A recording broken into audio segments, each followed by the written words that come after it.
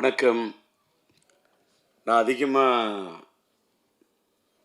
என்ன பேசுறதுன்னு என்னைக்கு யோசிச்சதே இல்லை. மேடைக்கு பக்கத்தில் வந்தால் பேச்சு வரும். இன்னைக்கு கொஞ்சம் நான் என்னை கலகலப்பாக ஆக்க வேண்டிய இடத்துல சில பேர் கலங்க வச்சிடுறாங்க. இன்னைக்கு உண்மையிலே என்னை கலங்க வைத்த என் திரை உலகத்தின் என்னுடைய சக நண்பர்கள், சக தோழர்கள், என்னோட படத்தில் பணியாற்றின, படத்தில் தான் வில்லன், நிஜ வாழ்க்கையில் என்னோட நண்பன், என்னோட தோழன் ராதாரவி. அதே மாதிரி என் படத்தில் உயிருள்ள விஷாவில் உயிருள்ள ஒரு விஷயம் டைட்டில் வச்சேன். ஆனால் படத்துக்கு உயிர் கொடுத்த ஒரு நாயகி. அதுக்கு மேலே எனக்கு வார்த்தை கிடையாது. அப்படிப்பட்ட ஒரு பெண்ணு. அந்த அம்மா பேசுனது கொஞ்சம் என்னை டிஸ்டர்ப் பண்ணிடுச்சு. ஏன்னா என்னை சாமிக்கு மீன்லாம் சொன்னிச்சு, தகப்பன் சாமின்னு. மனிதன் குணத்தால் தான் தெய்வமாக முடியும். God is great. இறைவனை மீறி இந்த உலகத்தில் எதுவுமே இல்லை. அந்த என்னால் இறைவனுடைய இடத்துக்கெல்லாம் போக முடியுமாங்கிறது அந்த இடத்துல தான் நான் ஃபீல் பண்ணேன். அதனால் நல்லி வந்ததில் ரொம்ப சந்தோஷம். அதேமாரி நான் விக்ரமன் கூப்பிட்றேன்னு சொல்லிட்டு இந்த மேடையில் என்னுடைய பிஆர்ஓவா ஒரு உயிருள்ள ரிஷ படத்தின் ஒரிஜினல் பிஆர்ஓ என்னுடைய என்னால் உருவாக்கப்பட்ட என் அன்பு தம்பி விபி மணி. விபி மணிக்கு கூட நான் ஒரு பொண்ணோட போத்தணும்னு நினைக்கக்கூடிய அளவுக்கு ஒரு அற்புதமான ஒரு கேரக்டர். என்னடா ஒரு பிஆர்ஓக்கு அப்படின்னா, அதாவது பிஆர்ஓ தான் என் மெயின். ஒரு பூவோட வாசத்தை வெளியில் போய் சொல்கிறது தென்றல். அது மாதிரி ஒரு இயக்குனரை பற்றி, ஒரு தயாரிப்பாளரை பற்றி, ஒரு கலைஞனை பற்றி வெளியில் போய் எடுத்து சொல்கிறதே ஒரு பிஆர்ஓ தாங்க. ப்ரொடியூசர் எப்படி ஒரு முக்கியமோ, ப்ரொடியூசர் PRODUCERனு ப்ரொடியூசர் போடுற மாதிரி அந்த ப்ரொடியூசருக்கு முன்னாடி இருக்கிறதே பிஆர்ஓ தான். ஒரு ப்ரொடியூசரையும் ஒரு இயக்குனரையும் ஒரு கலைஞனையும் ஒரு கதாநாயகனும் தன்னை எல்லாரையும் தூக்கி நிறுத்துறதே பிஆர்ஓ தான். அந்த பிஆர்ஓ என்னோட பிஆர்ஓ விபி மணியோட அசிஸ்டண்ட்டுங்கிறதுக்காக தான் கோவிந்தராஜ் என்ற ஒரு பையன் என்னோட பணியாற்றுற பையன், அவனை கூப்பிட்டுருந்தேன். அந்த பையன் ஒரு கோயில் கும்பாபிஷேகம் பண்ணுறதுக்கு அவங்க ஊரில், சொந்த ஊரில் 7ஆம் தேதி கும்பாபிஷேகம் போகிறாரு. நான் இந்த மாதிரி கும்பாபிஷேகத்துக்கு போகிற இந்த நேரத்தில் என்ன பண்ணுறது, நான் இதே வேறு விஷயத்துக்கு வெளியூர் போகிறேன்னு ஒரு ஆள் சொல்லியிருந்தா, இல்லை கோவப்படுற பழைய டி ராஜேந்திரன்னு சிரிக்கிற அந்த ராஜேந்திரலாம் எங்கேயோ போயிட்டான். அவன்லாம் அமெரிக்கா போய் அவனை செல்லமுனி சொல்கிறாரு, ராதாரவி சொல்கிறாரு. அந்த ராஜேந்திரலாம் இனிமேல் பார்க்க முடியாது. நான் வருத்தப்படுவேன், ஆதங்கப்படுவேன். ஆனால் நான் வருத்தப்படலை, ஆதங்கப்படலை. ஒரு கும்பாபிஷேகத்துக்காக, ஒரு கோயிலோட விஷயத்துக்காக போகக்குள்ள அந்த இறைவனை நினைத்தவன் போகிறான். நான் சாதாரண மனிதன், போயிட்டு வரட்டும் அப்படின்னு நினச்சிட்டேன். ஆனால் எனக்கு இந்த ஃபங்க்ஷன் நடத்துறதுக்கு யாரை கூப்பிடுறது அப்படின்னு சொல்லிட்டு அவரோட உதவியில் சொன்னேன். அப்போ நான் சொன்னேன், நீ உன்னோட உதவியாளர் நீ நினைக்கிற, என்னுடைய பிஆர்ஓ விபி மணியோட உதவியாளர் இருந்தால் ஒன்றை நான் கூப்பிட்டேன். நீ உன்னோட உதவியாளர் உதயன்னு ஒரு பையனை அனுப்புறன்ற. பழைய ராஜேந்திரா இருந்தா வேற மாதிரி இருக்கும். ஆனால் நீ இப்போ சொல்கிற, வேணாம் என்னை விட்டுரு. நான் எனக்கு தெரிஞ்ச அத்தனை பிஆர்ஓ இருக்காங்க. பிஆர்ஓ யூனியனில் இருக்கக்கூடிய அத்தனை பேருக்கும் என்னுடைய நன்றி. எல்லாரோடையும் எனக்கு ஒரு கார்டியல் ரிலேஷன்ஷிப் உண்டு. அப்படி இருக்குள்ள என்னோட மனசில் பெரிய இடத்தை பிடிச்ச ஃபிலிம்னிஸ் ஆனந்தன் ஒரு மறைஞ்சிட்டாரு. அவருடைய சாதனையை யாராலையுமே செய்ய முடியாது சார். இந்த மேடையில் ஏன் இதை பதிவு பண்ணுறேன்னா, இன்னைக்கு ஒரு உயிருள்ள விஷயம்னு ஒரு படம் 1983 மார்ச் 4 நான் டேட் வரைக்கும் சொல்கிறேன். ஏன்னு கேட்டாக்கா, இதை சொல்லி அப்படியே டைவர்ட் ஆகிடும். நான் MA ஹிஸ்ட்ரி ஸ்டூடெண்ட்டு, ஒரு gold medal student, BA gold medal. நான் எல்லாரும் என்னென்னமோ சொல்கிறாங்க. ராதாரவியை கேளுங்க, என்னைக்காவது டயலாக் பேப்பரை எடுத்து டயலாக்கை படித்து நான் பார்த்து டயலாக் சொன்னு சொல்லுங்க. இல்லை என்னுடைய படத்தில் உயிருள்ள நாயகி தங்கைக்கு ஒரு கீதம் படத்தினுடைய கீதம், காதல் காதல் எழுவதில்லை படத்தில் என்னுடைய கதாநாயகியின் தாயாக, என் கதாநாயகியுடைய தாயா நடிக்க வைக்கிறதுக்கு 1/2 மணி நேரம் எழுதிருக்கையா, நம்ப முடியுமா? என் நாயகி, என் கதாநாயகி, என் உயிருள்ள உறவு படத்துக்கு உயிர் கொடுத்த நாயகி. ஆனா என் படத்துல என் வாழ்க்கை ஆனது வசந்தம். அதனால் தான் வாழ்த்த வந்திருக்கிறது ஒரு புது வசந்தம். விக்ரமன் வந்திருக்காரு. சொல்லு, இன்னைக்கு கொடிகட்டி மாடியில் இருக்கக்கூடிய மார்க்கெட்ல இருக்கக்கூடிய இயக்குநர்களை அழைச்சு வந்து என்ன பாராட்டுன்னு அந்த பாராட்ட எதிர்பார்க்கிறோம் டி ராஜேந்தர் இல்லையா? என்னுடைய இது குழந்தை பாடும் தாலாட்ட சீராட்டி பாராட்டி தாளாட்டக்கூடிய ஒரு விக்ரமனையும் பார்க்கிற, ஒரு செல்வமணியை பார்க்கிற, என்னுடைய கலைப்புலி தானுவை பார்த்த. அவங்கெல்லாம் வெளியிலிருந்து வந்தவங்க. ராதாரவி என் உள்ளத்திலிருந்து வந்த நண்பன். நளினி என் படத்திலிருந்து உருவான ஒரு நாயகி, நளின நாயகி, நடன தேவகி, நாட்டிய பைரவி. சும்மா எல்லாம் ஒரு ஆர்டிஸ்ட் எல்லாம் நான் வந்து நீ நல்லா நடிக்கிற, நீ பிரமாதமா வந்துருவ. நோ, படம் பாருங்க. 83 ரிலீஸ் ஆன படம். எல்லாரும் படத்துல அந்த படத்துல ஒரு தலை ராகத்துல ராஜேந்தர் அது பண்ணாரு இது பண்ணாரு. விக்ரமன் என்னோட ரசிகர் சார், எனக்கு தெரியும். அவரை மாதிரி ஒரு அற்புதமான ஒரு கலைஞர்னா அவர் எனக்கு ரசிகன், ஆனா நான் அவருக்கு ரசிகன். செல்வமணி என் படத்தை பார்த்த ரசிகன், ஆனா நான் செல்வமணிக்கு ரசிகன். நான் இன்னைக்கு வந்து என்னோட பையனோட விண்ணை தாண்டி வருவாய படத்தை பார்த்துட்டு இப்படி ஒரு காதல் கதையை நான் எடுக்கலையே, கௌதம் மேனன் இப்படி ஒரு படம் பண்ணியிருக்காருன்னு சொல்லிட்டு அப்படியே எனக்குள்ள ஒரு பெரிய தாக்கத்தை ஏற்படுத்தின மாதிரி என் மனசுல ஒரு பெரிய தாக்கத்தை எடுத்து இன்னொரு லவ் ஸ்டோரி செம்பருத்தியா. எனக்கு அன்னைக்கே செல்வமணி பிடிக்கும். கேப்டன் எனக்கு விஜயகாந்த் சாரை ரொம்ப பிடிக்கும். அது செல்வமணி போல உள்ளவங்கள நாங்கள் 2 பேரும் பெரிய நண்பர். நான் இங்கே கலைப்புலி தானி சொல்கிறார, அதை நம்ம விஜயகாந்த் சாருக்கு வந்து நான் மியூசிக் பண்ணுறேன்னு பாடல்கள் எழுதி இசையமைக்குன்னு சொன்னேன். அந்த படத்துக்கு நான் இசையமைச்சதுக்கு காரணம் தானு கிடையாதியா, படத்தின் தயாரிப்பாளர் தானு. ஆனால் விஜயகாந்த் சொல்கிறாரு, எனக்கு ராஜேந்தர் வேணும், எனக்கு ராஜேந்தரோட பாட்டு வேணும், என்னோட ராஜேந்தருடைய அந்த மியூசிக் எனக்கு வேணும், நான் அதில் ஆடணும், நான் பாடணும் அப்படின்னு என்னை நேசித்த ஒரு கலைஞன், ஒரு கேப்டன். நாங்கள் 2 பேரும் நண்பன். எப்பயுமே ரொம்ப நட்பு இருக்கக்கூடாது. அது கண்ணடி பட்டுற மாதிரி கல்லடி முன்னடியில் கூட தப்பு இல்லாம், கண்ணடியில் பார்த்தோம்னா எங்கள் 2 பேருக்கு அப்படி ஒரு நட்பு இருந்தது. அது ராதாரவிக்கு தெரியும். விஜயகாந்துக்காக வச்சக்கூறி தப்பாது, இந்த புலி தோக்காது அப்படின்னு இந்த பாட்டு வரியை பாடுறேன். தானுக்கு சந்தோஷம். அதை விட விஜயகாந்த் என்னை கட்டி பிடிச்சு தூக்கிட்டாரு. யார ஒரு ஒரு கலைஞன் நடிகன்லாம் என்பதை விட ரசிகனா இருக்கிறவன் தான் ஜெய். இன்னைக்கு நான் டி ராஜேந்தர் ஒரு பெரிய கலைஞன் எல்லாம் சொல்றாங்க. நான் பெரிய கலைஞன் என்பதை விட நான் ரசிகங்க, நான் அற்புதமான ரசிகன். ராதாரவிங்க ராதாரவியை பிடிக்கிறத விட நான் வந்து மறைந்து விட்ட நடிகவேல் MR ராதாவுடைய பெரிய ரசிகன்.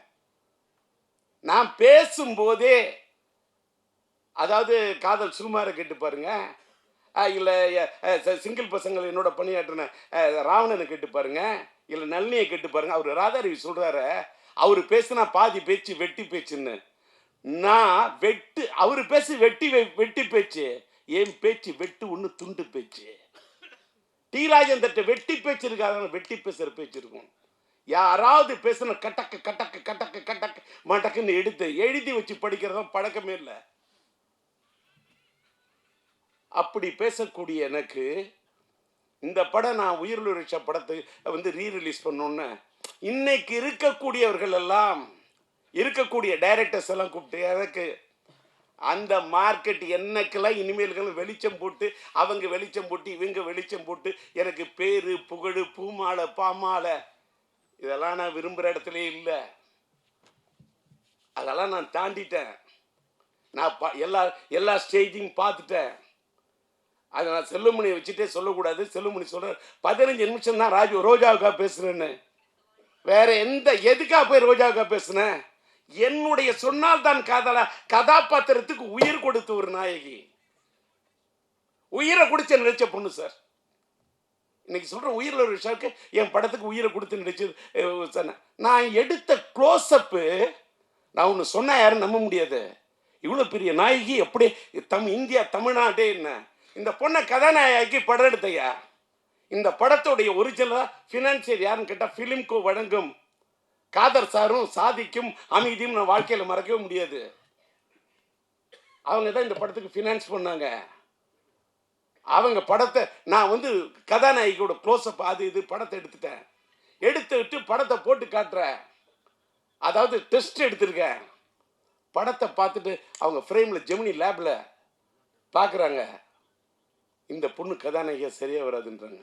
ஏன் வராதுன்னு கேட்டேன். நான் நல்லி வச்சுட்டு சொல்லக்கூடாது, சொன்னால் கூட அந்த பொண்ணோட மனசு புண்பற்றக்கூடாது. ஆனால் இதை நான் பதிவு பண்ணணும். ஏன் பதிவு பண்ணுறேன்னு இந்த உலகத்தில் எல்லாருமே கற்றுக்கணும்.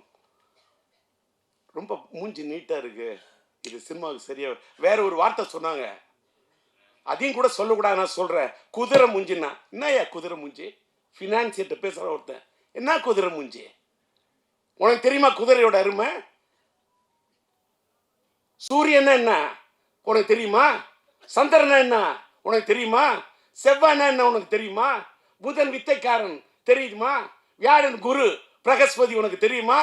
வெள்ளி சுக்கிரன் உனக்கு தெரியுமா? சனி உனக்கு தெரியுமா? ராகு உனக்கு தெரியுமா? கேது உனக்கு தெரியுமா? ராகுவை போல் கொடுப்பான் இல்லை, கேதுவை போல் கெடுப்பான் இல்லை. 488 பாட்டு படிப்பேன். குதிரன் என்ன சுக்கிரன்? அதாயா சினிமா. இந்த பொண்ணு தமிழ் திரையுலகத்தில் இந்திய திரையுலகத்தை கலக்குவாயா? அவதாயா ராணி இல்லையா? இந்த பொண்ணு தாயா நளினி. இல்லை இப்படி இருக்கு அப்படின்னா இப்போ பார்த்தீங்கல்ல, வெயிட் பண்ணுங்க, எனக்கு ஒரு 2 நாள் டைம் கொடுங்க. இதே ரஷ்யா உங்களை வரும். கூப்பிட்ட நளினிய யாரும் நம்ப மாட்டீங்க. ராதாரி சொன்னா பார்த்தீங்களா, காருக்கு இவ்வளோ ரூபா செலவு பண்ணணும், உடனே காரை செலவு பண்ணி கொடுத்தாருன்னு. படையெடுக்குள்ள இன்ன வரைக்கும் நான் செலவை பார்த்ததே இல்லை. என் சிந்தனைக்கு கொடுத்த மரியாதை நான் பணத்துக்கு கொடுத்ததே இல்லையா. இந்த உலக கடவுளே நேரில் நின்னாலும் பணம் எனக்கு டோன்ட் கேர் செகண்ட். நான் பணத்துக்காக வாழ்ந்ததே இல்லை, இப்பவும் வாழல. இப்போ கூட உயிர் விஷயம் எடுத்துட்டு நான் அப்படியே இதில் சம்பாதிச்சு அதுக்கெல்லாம் இல்லையா.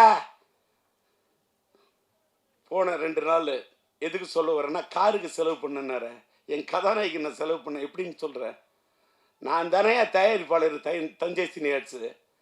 சொன்னால் யாரும் நம்ப மாட்டீங்க. 4000 அடி ஃபிலிம் வாங்கினேன் அந்த காலத்தில்.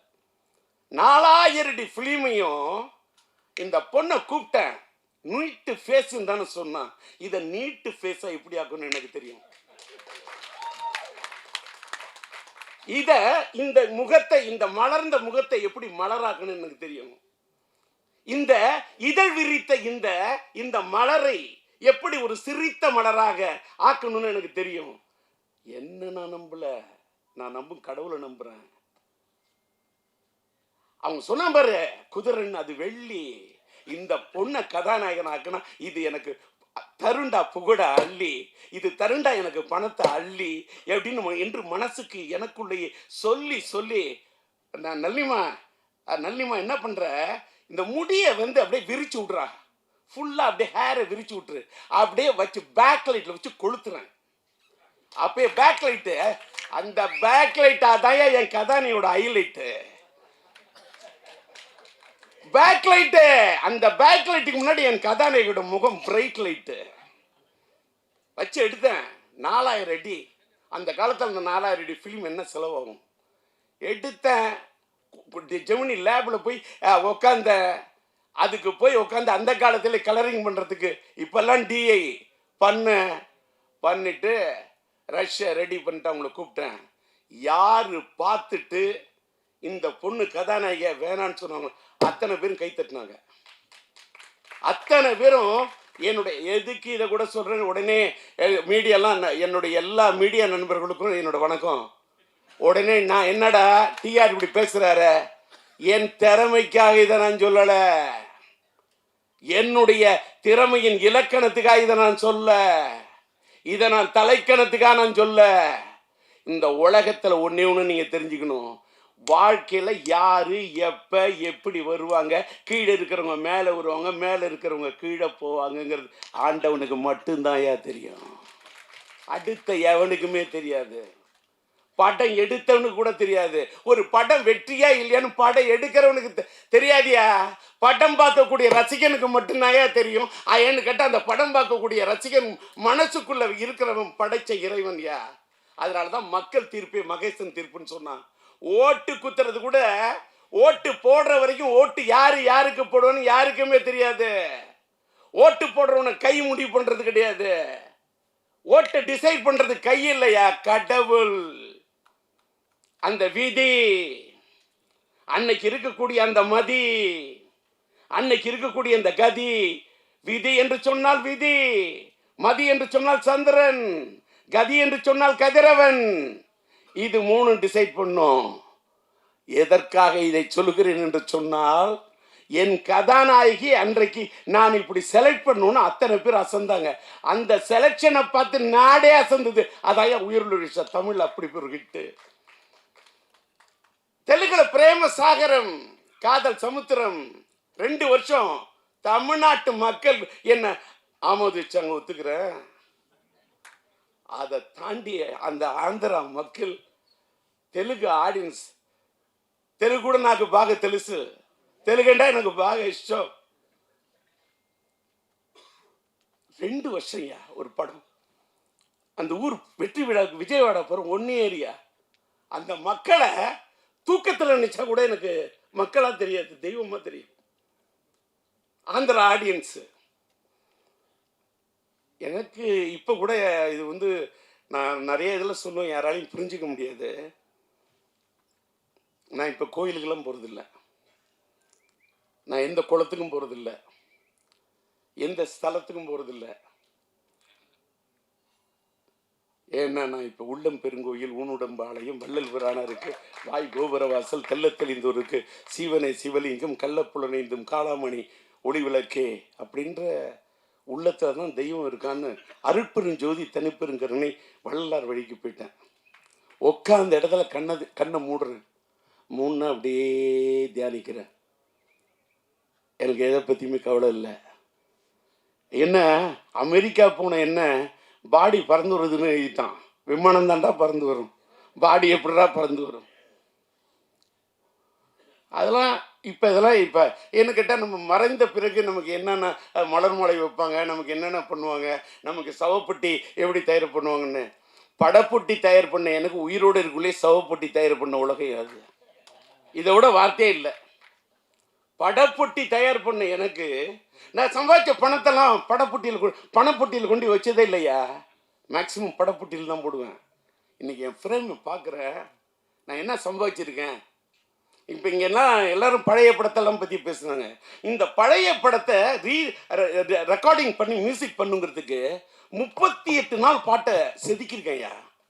38 நாள் பாட்டை அதே டியூனு, அதே அண்ணன் மறைந்து விட்ட பாலண்ணன் வாய்ஸு, மறைந்து விட்ட அண்ணன் டிஎம்எஸ் சங்கீத சாம்ராட் டிஎம்எஸ் அண்ணன் வாய்ஸு, அதே நம்மளுடைய மலேசிய வாசுதேவன் வாய்ஸு.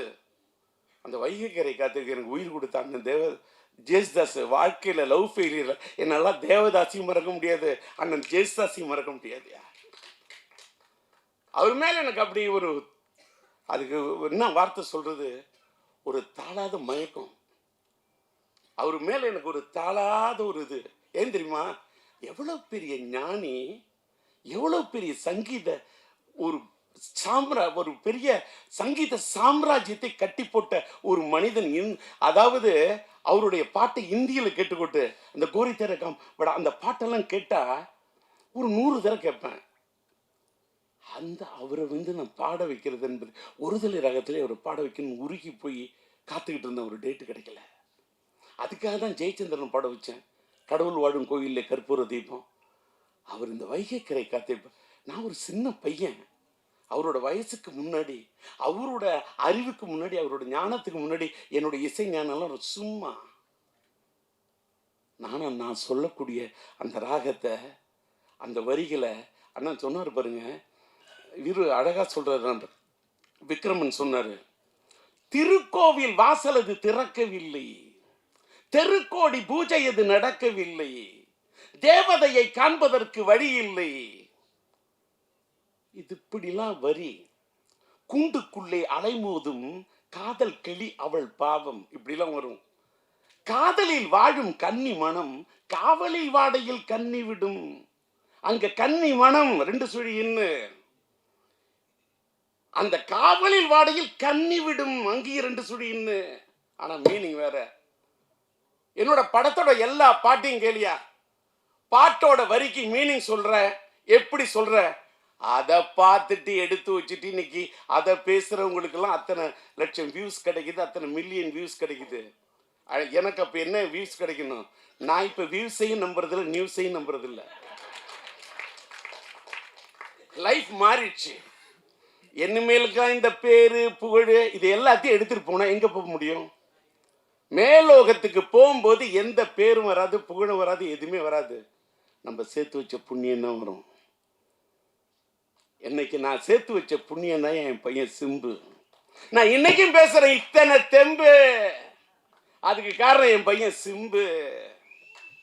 யாரு வேணாலும் என் மேல விட்டு பார்க்கட்டுமா அம்பு, யாரு வேணுமாலும் பண்ணி பார்க்கட்டுமா வம்பு, யாரு வேணுமாலும் சீவி பார்க்கட்டுமா கொம்பு, இல்ல முற்றத்துக்கு கொண்டு வரட்டுமா கொம்பு. என்கிட்ட இருக்குது தெம்பு, காரணம் நான் பெத்த புள்ள சிம்பு. விட்டாது பாயிர அம்பு. நான் சொல்றது நம்பு.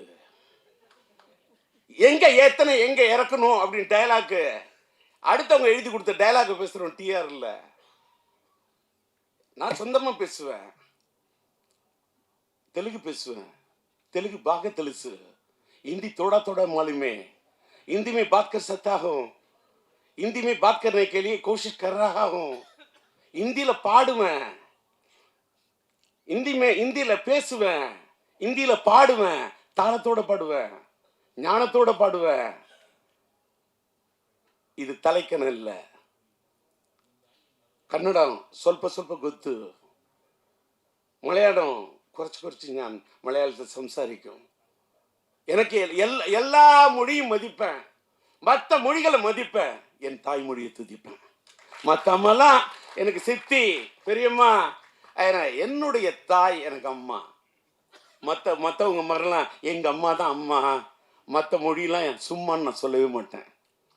ஒவ்வொரு மொழியும் அவங்கவுங்களுக்கு அம்மா. என் தாய் எனக்கு அம்மா. ரவி சொன்னார் பார்த்தீங்களா, உயிர் ஒழிச்ச படத்தில் அவங்க அம்மா எப்படி மதிச்சாருன்னு. என் அம்மா எனக்கு முக்கியம், அதே மாதிரி அவங்கவுங்களுக்கு அவங்க அம்மா முக்கியம். இன்னைக்கு பார்த்தீங்கன்னா மேடையில் காதல் சுகுமார் நான் மேடை ஏற்றணும்னு அவசியமே இல்லை. என் காதலில் நடித்த பையனை நான் மேடை கூப்பிடுறேன். இன்னைக்கு டி ராஜேந்தர் இந்த சிங்கிள் பசங்கள்ல Z5 எனக்கு ஒரு பெரிய ஒரு மைலேஜை கொடுத்தது. அதுல என்னையும் என் மகன் ஒரு பக்கம் டிஆர் ஒரு பக்கம் எஸ்டிஆர் நேச்சர் ராவணன் ஒரு பூங்கொத்தை கொண்டு வந்துடுறான். அதுலேயே எனக்கு ஒரு வருத்தம் ஆயிடுச்சு. இந்த பூங்கொத்தை வாங்கி பழைய ஆளா இருந்தா ஏன்டா இத்தனோண்டு பூங்கொத்து வாங்கினீங்க, அந்த பையன் இவ்வளவு பெரிய பூங்கொத்து வாங்கிட்டு வரான், என்னோட பூங்கொத்து விட அவனோட பூங்கொத்துன்னு. ஆனா அவன் வாங்கின பூங்கொத்து வாடிடும், ஆனா என்னோட மனசுங்கிற பூவால ஒன்று வாடுத்துறேன்டா, இது வாடவே வாடாது. ஏன்னு கேட்டா ரோஜாவுக்கு போய் நான் பூமாலை போட்டு வாழ்த்திருந்தா கூட நிற்காது. அன்னைக்கு நம்ம சூப்பர் ஸ்டார் ரஜினி அவரை பற்றி பேசுனா நான் நிறைய பேசணும். சூப்பர் ஸ்டார் ரஜினி உட்காந்துருக்க அந்த மேடைக்கு இங்கே போயிருக்கேன். அன்னைக்கு கூட ரோஜா வந்திருந்தாங்க அந்த அம்மா. அந்த அம்மா நான் பேசுகிறேன் அப்படி சிரிக்குது, அப்படி சந்தோஷப்படுது. பல பேர் மூஞ்சில ஆடுல இடி அடிக்குது, ஆனால் அந்த பொண்ணு மட்டும் அப்படி சிரிக்குது. என்ன கள்ளங்கபடம் இல்லாத பொண்ணுயா. இந்த பொண்ணுங்களுக்கு கதாநாயகிகளுக்கு இருக்கக்கூடிய இந்த தன்மை இப்போ எல்லாம் சொன்னாங்க. ஏன் என்ன நல்லி அப்படின்னா ஒன்னே ஒன்று சொல்கிறேன், யாரும் சொன்னால் நம்ப மாட்டீங்க. என் படத்தில் நடித்த எல்லாருமே நல்லா இருக்கும்னு தான் நினைப்பேன். எல்லாருமே. அது ராதாரவி நம்புறாரோ இல்லையோ, ராதாரவி இந்த தேர்தலில் நிற்கிறீங்க, நீங்களும் ஒரு நண்பரும் நிற்கிறீங்க, நீ கும்பராசி, நீங்கள் வந்து ஒன்று தோல்வியை சந்திக்க எழுதி வச்சுக்க, ரைட் இட் இந்த பேப்பர். சொன்னா இல்லையான்னு கேளுங்க. இதை சொல்றதுனாலே நான் பல பேருக்கு கெட்டவன். பொய் உண்மையை மறைச்சு சொன்ன அதை நளினிமா உனக்கு இப்படி இருக்கு, நீ இந்த ராசி, இந்த மேடையில் சொல்ல மாட்டேன், உடனே யாராவது ஃபோன் பண்ணி இதுதான் ஒரு ராசியா அப்படின்னு நல்ல நேரத்துக்குள்ள பாராட்டிடுவான். கெட்ட நேரங்குள்ள என் கதாநாயகி ஏதாவது சொல்லிடக்கூடாது. என்னத்துக்கு இதை சொல்றேன்னா, கொஞ்சம் வாட்டர் கொடு.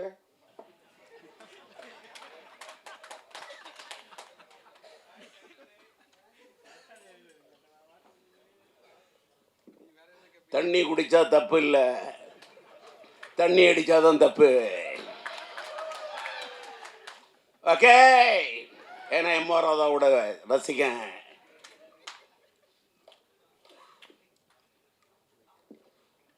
எடுக்குது தாகம். டி ராஜேந்திரன் எடுத்த படம் தான் ஒரு தலை ராகம். பேசக்குள்ளேயே அவரை சோகம்.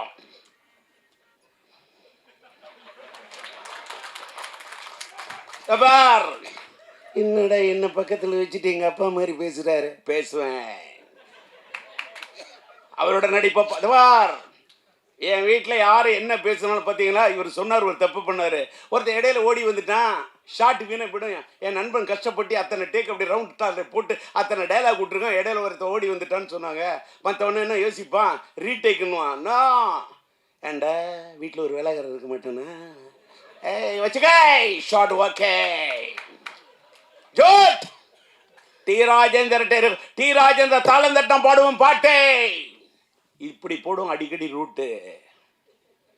டி ராஜேந்திர தட்டம் பீட்டே, ராஜேந்தருக்கு தனி ரூட்டு. சும்மா தான் ஒரு சினிமாவுக்கு வந்து ஒருத்தன் ஜெயிக்க முடியாதுயா. சினிமாவுக்கு வர்றதுக்கு என்ன அவ்வளோ செதுக்கியிருக்கேன், கஷ்டப்பட்டுருக்கேன். இப்போ இந்த மேடையில் நான் உட்காந்துருக்கேன். என்னோட டிஸ்ட்ரிபியூஷன் இப்போ சொன்னேன், என்னோட படத்துக்கு ஃபிலிம்கோ காதர் தான் இது பண்ணாங்க. என்னோட முதல் படத்தில் என்னை உருவாக்குனது இஎம் இப்ராஹிம். அதனால தான் இன்னும் என்னோட பாதி நண்பர்கள் முஸ்லிம்ஸ் தான். இன்னைக்கு ஃபாரூக் பிக்சர்ஸ்ன்னு என்னோட ஒரு தயாரிப்பாளர் அவர் வந்திருக்காரு. என்னை வச்சு படம் எடுக்கணும் அப்படின்றது அவருடைய ஒரு இது. அவரு கூட ஒரு பொன்னாடை எடுத்து வை போத்தணும். என்ன இதே மாதிரி ஒரு டிஸ்ட்ரிபியூஷன் என்னோட அசோசியேஷனில் இருந்த ஸ்ரீராம் இங்கே வந்திருக்காரு. அதே மாதிரி வந்து நன்றி. பொன்னாடை தானே கேட்குறேன், என்ன பொண்ணுலே செஞ்ச ஆடையாக கேட்குறேன். அதனால் இப்படி வந்து வாழ்க்கையில் வந்து என்னோட வாழ்க்கையில் என்ன ஒரு டீ வாங்கி கொடுத்தவங்க கூட நான் லைஃப்பில் மறக்க மாட்டேன். அதே மாதிரி நான் என்னுடைய பத்திரிகையாளர்கள் மீடியா நண்பர்களை பற்றி வாங்க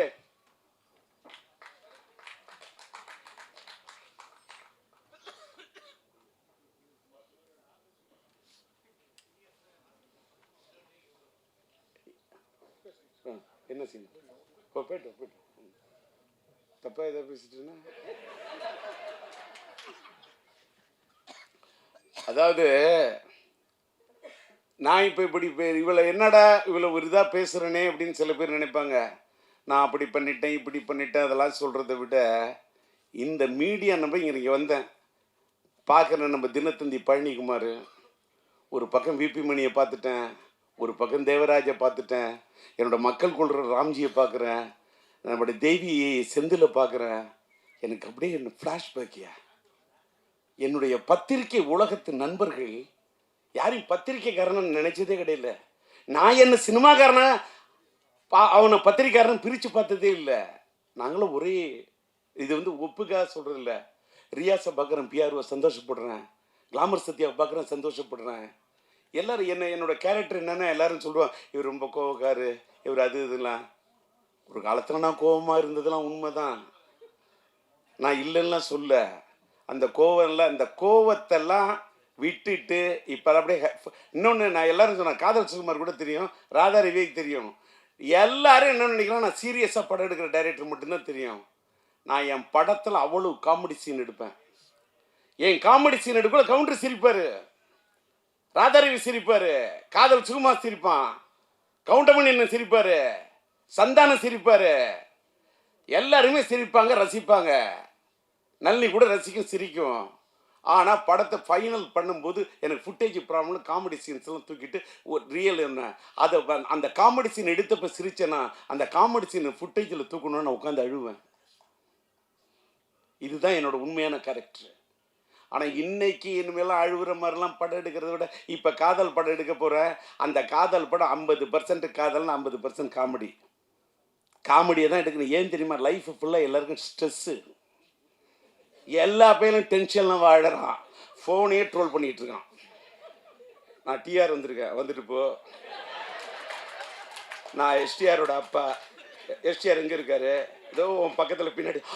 எங்கே இருக்காரு எங்கே இருக்காரு? அப்படி இருக்கான் வாழ்க்கையில். ஏன்னு கேட்டால் அப்பாவை மதிக்க மாட்டேங்கிறான், அம்மாவை மதிக்க மாட்டேங்கிறான், சொந்தக்காரனை மதிக்க மாட்டேங்கிறான், லவ் பண்ணுற பொண்ணையும் மதிக்க மாட்டேங்கிறான். ஏன்னு கேட்டால் இன்ஸ்டாகிராமில் இருக்கிற அதை விட அழகாக இருக்கலாம். அட என்னையா உலகம் இது! இன்னைக்கு நான் சொல்கிறேன் சார், இன்னைக்கு இந்த மேடையில் நான் பேசுகிறேன். வேகமாக ஆதங்கப்பட்டு ரொம்ப இது பற்றிலாம் வேகமாக பேசிக்கிட்டு இருக்கேன். உள்ளுக்குள்ளே எனக்கு ஒரு ஃபீலிங்கு, உணர்ச்சி வசப்பட்டு பேசிடாதீங்க, மென்மையாக பேசுங்க, தன்மையாக பேசுங்க அப்படின்னு என் வீட்டில் என் உஷா சொல்லி, என் மனைவி சொல்லி அனுப்புகிறாங்க. அப்பா நீங்கள் மென்மையாக பேசுன்னு என் பொண்ணு இலக்கியா சொல்லி அனுப்புது. அப்போ எப்படிப்பா பேச போகிற? நல்ல கரெக்டாக பேசுப்பா அப்படின்னு அமெரிக்காவிலேருந்து என் பையன் பேசுகிறான், சிலம்பரசன் பேசுகிறான், சின்ன பையன் பேசுகிறான். நான் இங்கே வந்து பேசுனால அதனால ஒரு மாதிரி அப்படி சரி கலக்கலன்னு பேசுவோம் தான் வந்தேன்.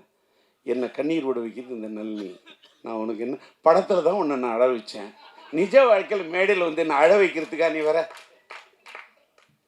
இல்லை தப்பா எடுத்துக்காத. ஏதோ என்ன கேட்டாக்கா, என் வாழ்க்கையில் என் மனைவி உயிருள்ளவரை விஷயம்னா நான் கல்யாணம் ஆன பிறகு எடுத்த படம். அதாவது இப்போ பாரு, நம்ம செல்வமணியை பற்றி சொன்னால், நான் உயிருள்ள விஷயம் சொல்கிறேன்ல, அவரோட படத்தில் பிடிச்ச எனக்கு செம்பருத்தி. ஏன் தெரியுமா? ஒரு காதல் கதை. செம்பருத்தி, அவர் நெஞ்சத்தில் நின்றது ஒருத்தி, அவரை காதலித்தார் மனதில் நிறுத்தி. அதான் செம்பருத்தி. என்னன்னா, என் வாழ்க்கையில் உயிர் உள்ள ஒரு விஷயம் டைட்டில் வச்சேன். கல்யாணம் பண்ண படம் சூப்பர் ஹிட்டு. கரம் பிடித்த மனைவி வந்த நேரம் அந்த படம் சூப்பர் ஹிட். என்னுடைய மனைவி என் வாழ்க்கையின் அதிர்ஷ்ட தேவதை. நளினி அந்த படத்திலே அதை ஆமோதித்த ஒரு தேவதை. இதான் உண்மை. என் மனைவி அவள் தான் உயிர் உள்ளவரை விஷா, என் வாழ்க்கையின் அதிர்ஷ்ட தேவதை. இந்த படம் உயிருள்ள ஒரு விஷயம் என் வாழ்க்கையில் வந்து ஒரு அதிர்ஷ்ட தேவதை சார்.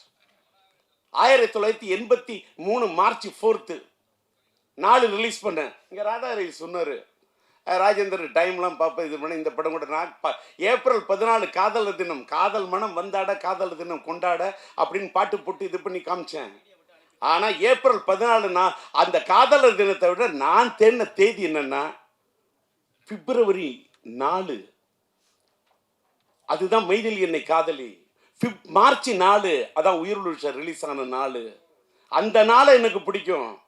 என் மனைவி பிறந்த நாள் 22, அது கூட்டின நாள். எனக்கு நாளை பிடிக்கும். நான் மயிலாடுதுறையில் EM இப்ராஹிமியை தேடி போகிறதுக்கு வடகர பஸ் ஏறுவோம். அந்த பஸ்ஸோட நம்பர் 4.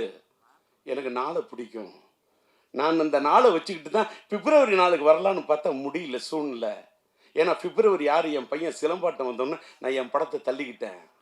இப்போ தள்ளி வரேன். இப்போ பிப்ரவரி 13 இன்னைக்கு டிசைட் பண்ணுறதுக்கு கூட ரீசன் அன்னைக்கு சொன்ன மாதிரி, ஒரு வேளை தம்பி விஜய் சாரோட படம் வந்ததுன்னா கூட நான் படத்தை தள்ளி போவேன்னு சொன்னேன். எல்லாரும் தப்பா எதுக்கு சொல்கிறேன்னா, இன்னைக்கு நீங்கள் நினைக்கிற காலத்து சினிமாலாம் இன்னைக்கு இல்லை. நீங்கள் நான் அதை அப்படி அந்த படம் வந்தாலும் நான் மோதுவேன், இந்த படம் வந்தாலும் நான் மோதுவேன், எந்த படம் வந்தாலும் மோதுவேன் என்று சொல்லி நான் குதிக்க தயாராக இல்லை துள்ளி, வார்த்தை விட தயாராக இல்லை அள்ளி, சூழ்நிலை பார்த்து படத்தை விட வேண்டுமா விடுவேன் தள்ளி. இதுதான் இன்னைய ராஜேந்தர். முன்னெல்லாம் சத்திரியன் ராஜேந்தர், இன்னைக்கெல்லாம் சாணக்கியன் ராஜேந்தர். இப்போ என்னடா இது அது பேசல இது பேசல, பாலிடிக்ஸ் பேசல, இந்த புலி பதுங்குது. இன்னொன்று, நான் பாலிடிக்ஸ் பேசி என்ன, நான் பாலிடிக்ஸ் பேசினப்ப அப்படி இப்போ கொள்கைக்காக பேசினப்ப, அப்படி பேசினப்ப, உறக்க பேசினப்ப, ஈழத்தமிழர்களுக்காக என்னுடைய பதவியை ராஜினாமா பண்ணதுக்காக எனக்கு என்ன பட்டையும் கொடுத்துட்டாங்க, எனக்கு என்ன பெரிய பொன்னாடையை போத்திட்டாங்க. அதெல்லாம் சும்மா. இங்க தலையெடுத்து நல்லா இருந்தாதான் வாழ்க்கை. எதுக்கியா இருக்கவே இருக்கு நம்ம சினிமா. எனக்கு வாழ்க்கையில் பிடிச்சது 4 அம்மா. ஒன்று என்னை பெத்த அம்மா, நான் பார்த்ததில்லை பிரம்மா. அதுக்கு எடுத்தது என்னை ஆளாக்குன சினிமா. இன்னொன்று என்னுடைய இந்த தூய்மையான ஆத்மா, இந்த ஆன்மா. நான் சினிமா என்னை வாழ வைக்குது, என் ஆன்மா என்னை வாழ. நான் படுத்தா நிம்மதியாக தூங்குறேயா? டி ராஜேந்தர் அப்படி ஆயிட்டேன் இப்படி ஆயிட்டேன் என்ன வேணா சொல்லு, நான் சிரிப்பேன். ஏன்னா எல்லாத்தையுமே பார்த்துட்டேன். இப்போ தலையில் இடி உழுதுன்னு சொன்னேன், இடி உழுது, அதுக்கு என்ன மியூசிக் போடலான்னு யோசிப்பேன். இதுக்கு இந்த தண்டருக்கு இதுக்கு என்ன பேங்க் கொடுத்தா கரெக்டாக இருக்கும்? அது உழுதுன்னா தட்டம் அப்படி கொடுக்கலாமா? இன்னைக்கு மாடர்னா எப்படி கொடுக்கலாம்? இப்படி யோசிப்பேன். இதெல்லாம் சிரிக்கிற மாதிரி இருக்கு, சிந்திக்கிற மாதிரி இருக்கணும். பசங்கள்லாம் ஸ்ட்ரெஸ்ன்னு சாவக்கூடாது. நீ வாழ்னியா? உன்னை எவன் வேணா என்ன வேணா திட்டுட்டுமே, திட்டவன்ல திண்டுக்கலுக்கு போக சொல்லி.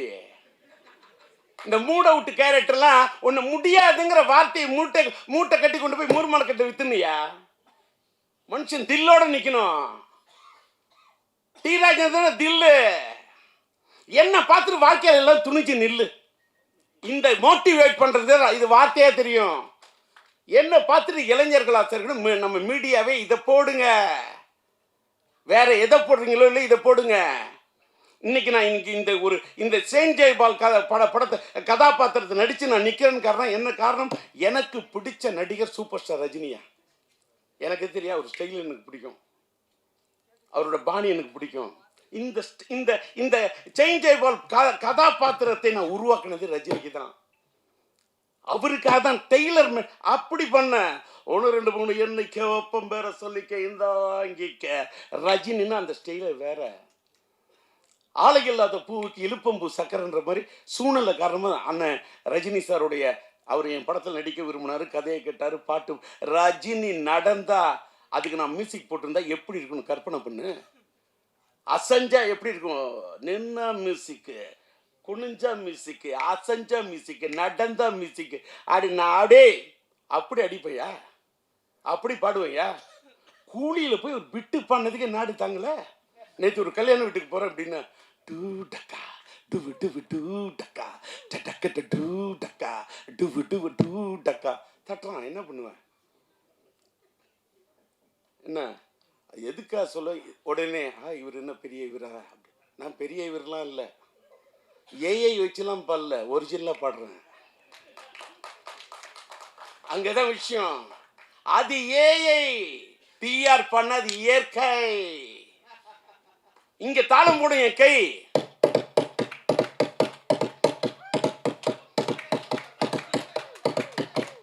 வரும், இது தட்டுனா தாளம் வரும், ராகம்.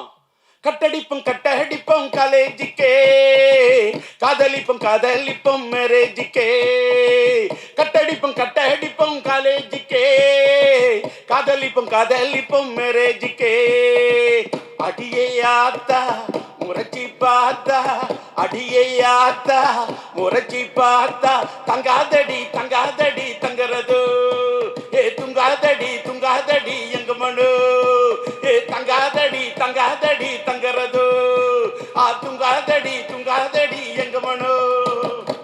கட்டடிப்போம் கட்டடிப்போம் காலேஜுக்கே, காதலிப்போம் காதலிப்போம் மேரேஜுக்கே. கட்டடிப்போம் கட்டடிப்போம் காலேஜுக்கே, காதலிப்போம் காதலிப்போம் மேரேஜுக்கே.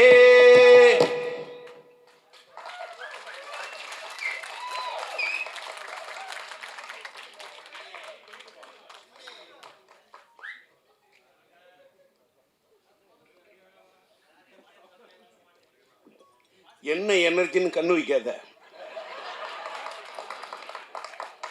என்ன எனர்ஜி சொல்லட்டுமா?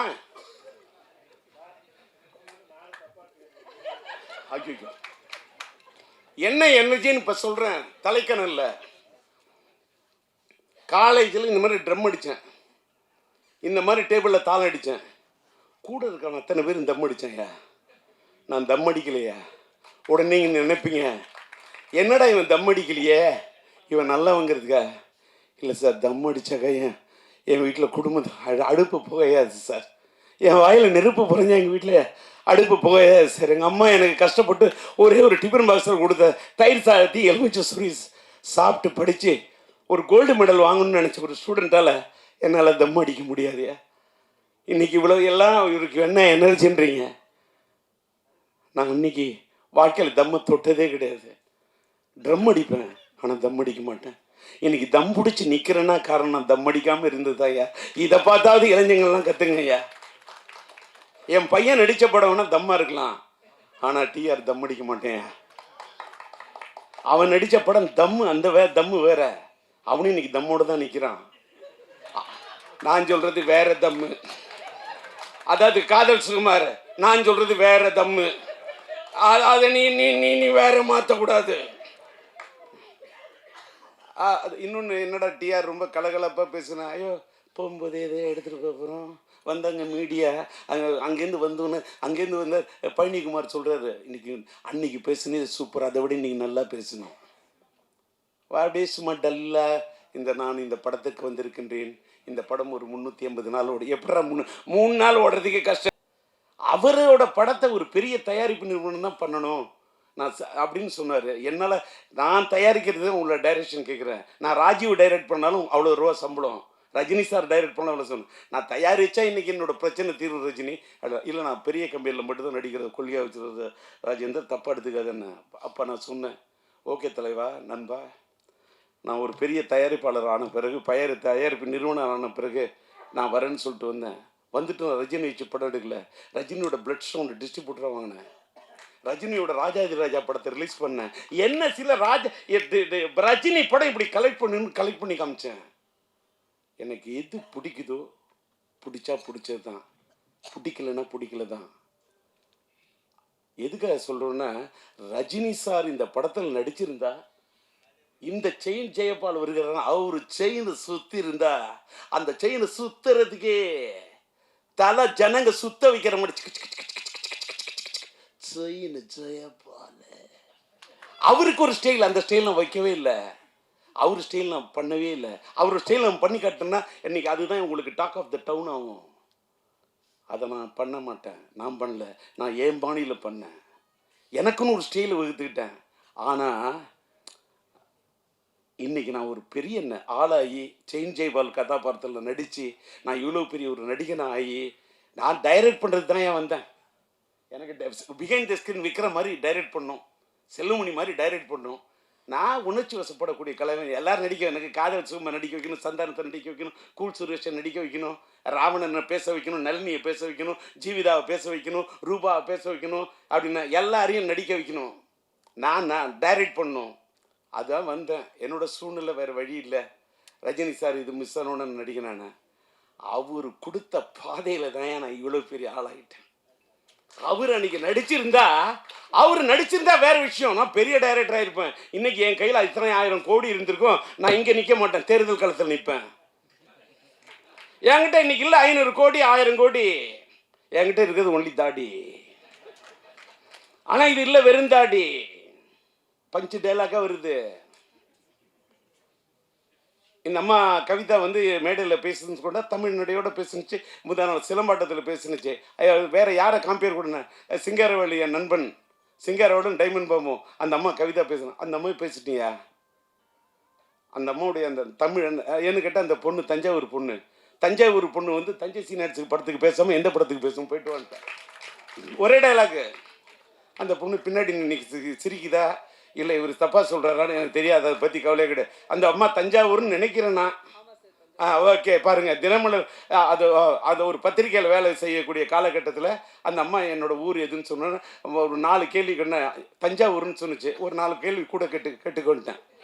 எனக்கு என் ஊர்னா ரொம்ப பைத்தியம். என் ஊர்னா எனக்கு அது மேலே ஒரு பெரிய இது. என் தஞ்சை அவன் தன்னோட பேரை யார் வைப்பான், தன்னுடைய கம்பெனிக்கு பேர் தான் பேரை வச்சுப்பான். நான் என்னுடைய தஞ்சை மாவட்டத்துக்கு தஞ்சை சீனியர்ஸ்னு பேர் வச்சேன். அப்புறமா என் பையன் பிறந்தோன்னு சிம்பு சீனியர்ஸ்னு வச்சேன். அது வேற விஷயம். ஏன்னா அந்த தஞ்சையை பிடிச்ச மாதிரி தஞ்சை என் நெஞ்சுக்குள்ளே இருக்குது, சிம்பு என் நெஞ்சுக்குள்ளே இருக்கான்.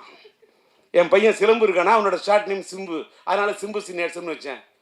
அதனால் எதுக்கு சொல்ல வரேன், எல்லாருக்கும் அவன் ஊர் மேலே அது அவனுடைய இடத்து என்னோட அண்ணாமலை இது உலகத்தில் எனக்கு எந்த இடம் பிடிக்குதோ இல்லையோ சிதம்பரம் நடராஜர் பிடிக்கிறதுக்கு மாதிரி நான் படித்த அண்ணாமலை யூனிவர்சிட்டிக்கு அந்த சிதம்பரம் தான். நீங்கள் ஒன்று சொல்கிறேன், நான் கோயிலெலாம் போய் கையெடுத்து கும்பிட்றதை விட என் திரையரங்குகளை பார்த்தா நான் கையெடுத்து கும்பிடுவேன். ஏன் தெரியுமா? திரையரங்குன்னா என்னோட வாழ்க்கையில் கோயில். அந்த திரையரங்கு என்னோட கோயிலுங்க சொல்கிற மாதிரி நான் இது தோத்து தட்டில் எடுத்து சாதத்தை போட்டுட்டு அப்படி சாப்பிட போல ஒவ்வொரு பருக்கையிலும் ஒரு ரசிகனாக தான் சார் பார்ப்பேன். அந்த ரசிகன் தான் என்னை இன்றைக்கி நிற்க வச்சுருக்கான். அந்த ரசிகன் இல்லாமல் நான் இல்லை. இன்றைக்கி நான் என்னுடைய யூடியூப் சேனலுக்கு பேர் டிஆர் டாக்கீஸ்ன்னு வச்சேன். ஏன் தெரியுமா? நான் டூரிங் டாக்கீஸில் படம் பார்த்துட்டு வந்தேன். நான் அடிமட்டத்தில் தர டிக்கெட்டில் உட்காந்து படம் பார்த்து ரசித்து ரஜினியா விசில் அடிச்சுட்டு சூப்பர் ஸ்டார் கமலா விசில் அடித்து ரசித்து படம் பார்த்துட்டு வந்தேன்னா அதில் ஒன்றே ஒன்று சொல்கிறேன். இது மட்டும் ஒரு இந்த பதிவை நம்ம செல்லுமணி சொன்னதுனால சொல்கிறேன். ஒரு கதாநாயகி பாராட்டு விழானா எந்த கதாநாயகன் வர்றதுக்கு தயக்கம் இருக்கும்? நான் போய் பேசினேன் என்னையா, என் படத்தில் என் கதாபாத்திரத்துக்கு உயிர் கொடுத்த நாயகி, என்னுடைய கதாபாத்திரத்துக்கு உயிர் கொடுத்த உயிருள்ள ஒரு உயிர் கொடுத்த ஒரு நளினி. இன்னும் ஒன்று சொல்லட்டுமா? நளினி பேசணுன்னு என்னால் தாங்க முடியல. என்னன்னு கேட்டால், நீங்கள் நம்புறீங்களோ நம்பலையோ, என் படத்தில் நடித்த எல்லா கதாநாயகியும் எல்லாரும், அது ஸ்ரீவித்யாவாக இருக்கட்டும், இந்த படத்தில் என்னோட கேரக்டர் நடித்து கொடுத்த சரிதாவாக இருக்கட்டும், எந்த நாயகியும், அது நளினியாக இருக்கட்டும், எல்லா பொண்ணுங்களும் நல்லா இருக்கணும். அவங்க நிஜ வாழ்க்கையில் என் படத்தில் நடித்த விட நிஜ வாழ்க்கையில் கொஞ்சம் நல்லா இருக்கணும். ரோஜா செல்லமணி நல்லா நேசிக்கிறான் அந்த மனுஷன், அவன் இயக்குனர், அந்த ரோஜா நல்லா இருக்கணும் அப்படின்னு என் கையில் ரோஜா இல்லாட்ட கூட அப்படியே நல்லா இருக்கட்டும். அதனால தான் போய் ரோஜாவுடைய அந்த பாராட்டு விழாவை போய் பேசுகிறேன். இங்கே பாரியா, எனக்கு நடிக்க தெரியாதியா, தரையில் நடிக்க தெரியாது, திரையில் மட்டும்தான். இப்படி ஒரு செயின் ஜெயபால் கதாபாத்திரம் நடிக்கிறேன்னா, அதே மாதிரி என்னுடைய படத்தில் நடித்த நான் ஆக்டர்ஸு ஒரு சின்ன ஒரே ஒரு என் தங்க கல்யாணி படத்தில் ஒரு பெல் திருடுற சின்ன தான் வந்தார் வடிவேலு. எனக்கு வடிவேலுன்னு பிடிக்குங்க. வடிவேலு நான் ஃபஸ்ட்டு ஷாட்டில் நடிக்க வச்சேன். இன்றைக்கு வரைக்கும் அந்த பையன் நன்றியோடு என்ன நினைவு கூறக்கூடிய வடிவேலு. காதல் சுகுமாருக்கு என் மேலே ஒரு தாளாத காதல்ங்கிற அளவுக்கு என் மேலே பற்றா இருக்கான். ஒரு ராவணனா என்னை எஸ்டிஆர்னா டிஆர்னா உயிரை விடுறான். என்ன விரும்புகிறவங்கள நான் விரும்புவேன், என்னை நம்புகிறவங்க நல்லா இருக்குன்னு நினைப்பேன். இந்த படம் கூட நான் யார் தலையிலையும் கட்டல சார். தமிழகம் எங்கும் சிம்பு சினியாட் சார். அங்கே கவனிங்க, இந்த தமிழகம் எங்கும் சிம்பு சினியாட் நான் மட்டும் நிற்கல. இப்போ சிட்டி என்எஸ்சி நான் ரிலீஸ் பண்ணுறேன். என் கூட டிஸ்ட்ரிபியூட்டர் அசோசியேஷன் ஸ்ரீராமுக்கு கூட நான் நிற்கிறேன். என் ஃப்ரெண்டு தங்கராஜ், என்னால் வர முடியாதோ நான் ஸ்ரீராம் அனுப்புகிறேன், நான் உங்களுக்கு பக்கபலமாக இருக்கிறேன்.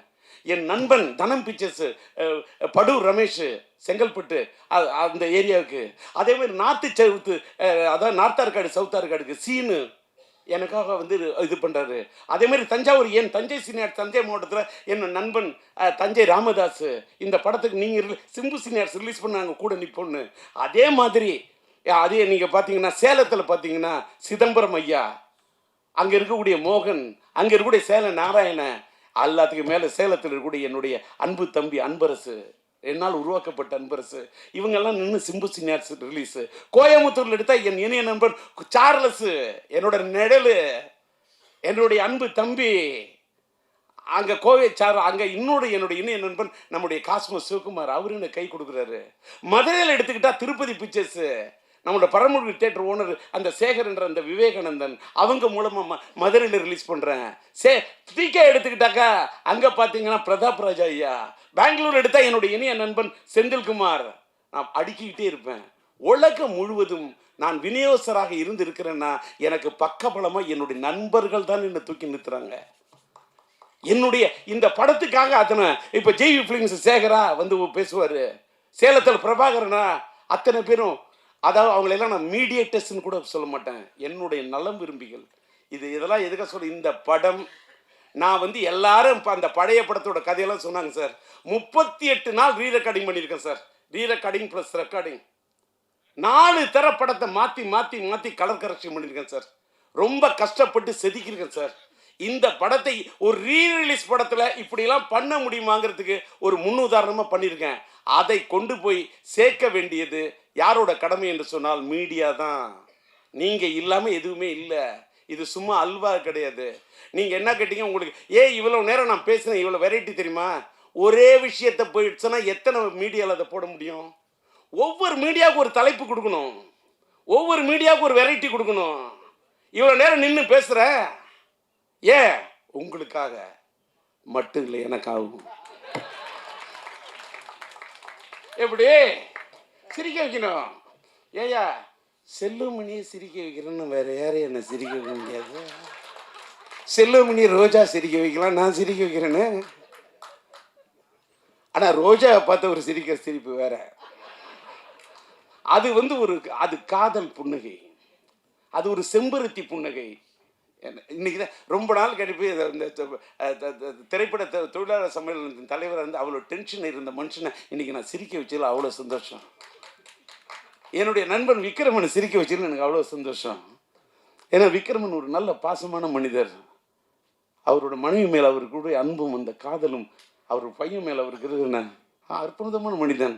இதில் ஏன்னா எனக்கு விக்ரம் ஏன் பிடிக்கும், நானும் தாடி அவரும் தாடி. டி ராஜேந்திரன் வரும் உனக்காக, ஏன்னா அது ஒரு பூவே உனக்காக. அது இருக்குது, அது ஒரு சூரிய வம்சம். அதனால தான் அவருக்கு பிடிச்சிருக்கு என் படத்தோட திரைப்பட அம்சம். இப்படி பேசினா நான் ரொம்ப நேரம் பேசுவேன். இவங்களுக்கு இது சார் இவ்வளோ மெட்டீரியல் போருமா, இந்த பழனிக்குமார் எல்லாரையும் சுற்றி கேட்டுக்க. இதுக்கு மேலே நான் பேசணும்னு வச்சுக்க, அடுத்த தடவை பேசுறதுக்கு மெட்டீரியல்னு நினச்சிடாத. நான் எத்தனை மேடையில் பேசலாம், புதுசாக பேசுவேன். ராதாரவி சொன்ன மாதிரி என்ன பாரு. எல்லாத்த விட என்னுடைய இன்னொன்று நல்லா எல்லோரும் டீ ராஜேந்திரன் கம்பெனிலேருந்து டீ கிடைக்கல, காப்பி கிடைக்கல சொல்லக்கூடாது. நல்லா டீ சாப்பிட்டீங்களா, காப்பி சாப்பிட்டீங்களா, வடை நான் சாயங்காலம் சாப்பிட்ருக்கணும் வடை. இப்போ நான் சொல்ல போகிறேன் உங்களுக்கு விட. ஏன்னா அதை கூட அதில் கூட ஒரு விடுத்து ஒரு தமிழ் நடை. காரணம் டிஆர்எட் இருக்கிறது ஒரு தமிழ் மடை. இதுக்கு மேலே நான் விரிக்கிறதா இல்லை கடை. நன்றி, வணக்கம். பத்துமா பாட்டு 2 வரி வேணுமா சார்? ஒரு 2 வரி. ஒரு நிமிஷம். ஜேசன் நம்பான அந்த வாய்ஸ் அப்படியே நீங்க படத்துல பார்க்கணும், ஓகேவா? எனக்கு பாட தெரியாதுல்ல, தெரியும், ஆனால் நான் பாட மாட்டேன். சார், பிப்ரவரி 13ஆம் தேதி திருவிழாவா கொண்டாட போறோம் உயிருள்ள வரி உஷா. இங்கே கூடியிருக்கும் என் குடும்பத்தை சேர்ந்தவர்களே, வந்திருக்கும் பத்திரிகையாளர் நண்பர்களுக்கும் இந்த யூடியூபர்ஸ் அவர்களுக்கும், ஏன்னா நான் இன்றைக்கி வாழ்ந்துக்கிட்டு இருக்கேன்னா அது முக்கிய காரணம் அவங்க தான். ஏன்னா அவங்க தான் அக்கப்புறம் எழுதுவாங்க, எழுதினாலும் பரவாயில்ல, நல்லா இருப்பேன் நான். ஏன்னா அவங்க எழுதணும், என்னை பற்றி ஏதோ ஒன்று எழுதணும். புரியுது உங்களுக்கு? இப்போ காந்தியை பற்றி பேசும்போதெல்லாம் கோட்ஸை பற்றி பேசுகிறாங்கல்ல, அது மாதிரி தான். அது தவறு கிடையாது. இருந்தாலும் நல்ல நண்பர்கள். அண்டு சகோதரர் தானவர் என்னுடைய சகோதரன். அவர் நாங்கள் எப்பவுமே சண்டை நிறைய சண்டை போட்டிருக்கோம், நிறைய வாட்டி சண்டை போட்டிருக்கோம், நிறைய தடவை அதை பற்றி கவலைப்படுறதில்லை, ஒற்றுமையாக போயிட்டே இருக்கோம். அதான் ஆச்சரியமாக இருக்குது. அவர் வீட்டு ஃபங்க்ஷனாக இருந்தாலும் சரி, என் வீட்டு ஃபங்க்ஷனாக இருந்தாலும் சரி, அவர் கலந்துக்கிட்டு நானும் கலந்துக்குவேன். அதே மாதிரி சகோதரர் செல்வமணியெல்லாம் ஏன் மறக்க முடியாதுன்னா, இன்றைக்கி ராதாரவி நிற்கிறான்னா அதுக்கெல்லாம் ஒரு காரணம் செல்வமணி அவர்களும் இருக்கிறார்கள். ஏன்னா அவருடைய படம் செம்பருத்தி போய் நடிக்கிறேன்னும் போது தான் எனக்கு ஹார்ட் ப்ராப்ளம் வந்தது. அப்போ வீட்டில் படுத்துருந்தேன். அப்போ அந்த 3 மாதமும் ஒரு வெயிட்டிங். எதுக்கு? செம்பருத்திக்கு நான் ஒரு நடிக்கணும், அதுக்காக வெயிட் பண்ணி என்னை நடிக்க வச்சார். அது ஒரு பெரிய ஒரு ராசியாச்சு. எதுக்குன்னா எனக்கு தங்கச்சியாக நடித்தது அதில் ரோஜா, இதில் நம்ம நளினிமா என் தங்கச்சி, உயிர் உள்ள ஒரு விஷால. அதனால் அவங்க எல்லாமே பெரிய பெரிய ஹிட்டாகி பெரிய ஆளுங்களாக இருக்கும்போது கூட இன்றைக்கு வரைக்கும் அதே மரியாதை, அதே அன்பு செலுத்திட்டு இருக்காங்க. அவர்களுக்கு என்னுடைய வணக்கங்களை கூறி, சகோதரர் அவரை பற்றி சொல்ல தரவில்லை. அவர் இயக்குனர் என்னை சென்னை காதல்னு ஒரு படத்தில் நடிக்க வச்சார். நான் அவ்வளோவா கேட்கல அவர்கிட்ட போய் வாய்ப்பு. ஏன்னா டைரக்டருங்கிட்ட எப்போயும் நான் வாய்ப்பு கேட்டுருவேன். ஏன்னா இல்லை, அடுத்த படத்தில் நான் பிரமாதமான ஒரு வேஷம் செய்யவே முடியாது. சும்மா சொல்லுவாங்க, அவங்க இருக்கிற பிஸியில் நம்ம மறந்துடுவாங்க. அதனால் அப்பப்போ நான் அட்டெண்டன்ஸ் போட்டுக்கிட்டே இருப்பேன். இவங்ககிட்ட டைரக்டர்கிட்டையும் ப்ரொடியூசர்கிட்டையும் அட்டெண்டன்ஸ் இருக்கும். டிஆர்கிட்ட கவலை இல்லை, ஏன்னா அப்படி தான் ஆளினால் அழகுராஜா. அதனால் அவருக்கு எந்த ஏரியாவில் கேட்டாலும் அவருக்கு கவலை இல்லை. அவர் எப்பயுமே என்னை கூப்பிட்டு, உயிர் உள்ள வரை உஷா வரும்போது நாங்கள் சொல்லியிருக்கேன், பேட்டியில் சொல்லியிருக்கேன், என்னை கெடுத்தவர் டி ராஜேந்திரன். ஏன் என்ன கெடுத்தாருன்னா, 8 வருஷமாக எனக்கு படம் இல்லை. லா காலேஜ் படிச்சுக்கிட்டு இருந்தேன். கொஞ்சம் கொஞ்சம் ஒரு 2 படம் ஒரு படம் அப்படி நடிச்சுக்கிட்டு இருப்பேன். அப்போ டிஆர் சார் வந்து எனக்கு வந்து அமெரிக்காவில் எங்கள் அக்கா இருக்கிறதுனால என்னை கூப்பிட்டுட்டு இவருக்கு எழுதி போடுறா ஓஹியோவில் ஒரு ஆளை கேட்டிருக்காரு டைரக்டர் வேணும்னு அப்படின்னு கூட எழுதி போட்டேன். ஓஹியோவில் அவர் இருக்கார், ட்ரெஸ்பாஸ் அவென்யூ. அவர் பேர் மிஸ்டர் ராவ், இந்தியன். உடனே நான் எம்ஆர் ராதாசான்னு உடனே ஒத்துக்கிட்டார். ஆனால் அந்த பதிலை சொல்கிறதுக்கு மட்டும் 2 வருஷம் எடுத்துக்கிட்டார். அதுக்குள்ளேயும் பார்த்தா உயிர் உள்ள ஒரு விஷயம் உள்ளே வந்துச்சு.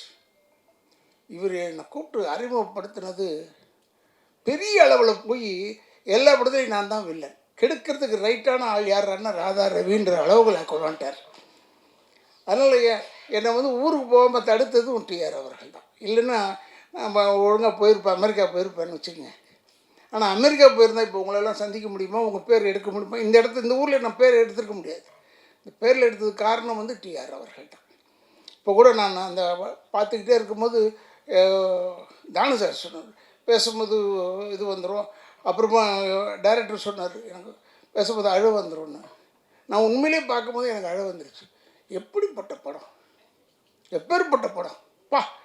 உயிர் உள்ள ஒரு உஷா. இவரை பார்க்குறதுக்கு நான் அப்போ சாந்தி விகார் பக்கத்தில் எங்கேயோ ஒரு ஃப்ளாட்டில் இருந்தார் சார், கங்கா அப்பார்ட்மெண்ட்ஸ். அங்கே இருந்தார். போனேன் வாயா அப்படி சொல்லிவிட்டு டோரை அவருக்கு எதுவும் கிடைக்கக்கூடாது, டோர் இதெல்லாம் உடனே தட்டுவார். டக் டக் டக் டக்குன்னு போட்டார். என்னென்னு பார்த்தா இவங்க கல்யாணம் பண்ணிக்க போகிறாங்க உஷா. அவங்க வந்து வெளிநாட்டுக்கு போயிருக்காங்க ஒரு ப்ரோக்ராமுக்கு. உடனே எனக்கு பாடி காமிச்சார். இந்த உயிர் உள்ள ஒரு ஷோவில் ஒரு பாட்டை பாடினார். வைகை கரை காற்று நிலைன்னு பாடினார்.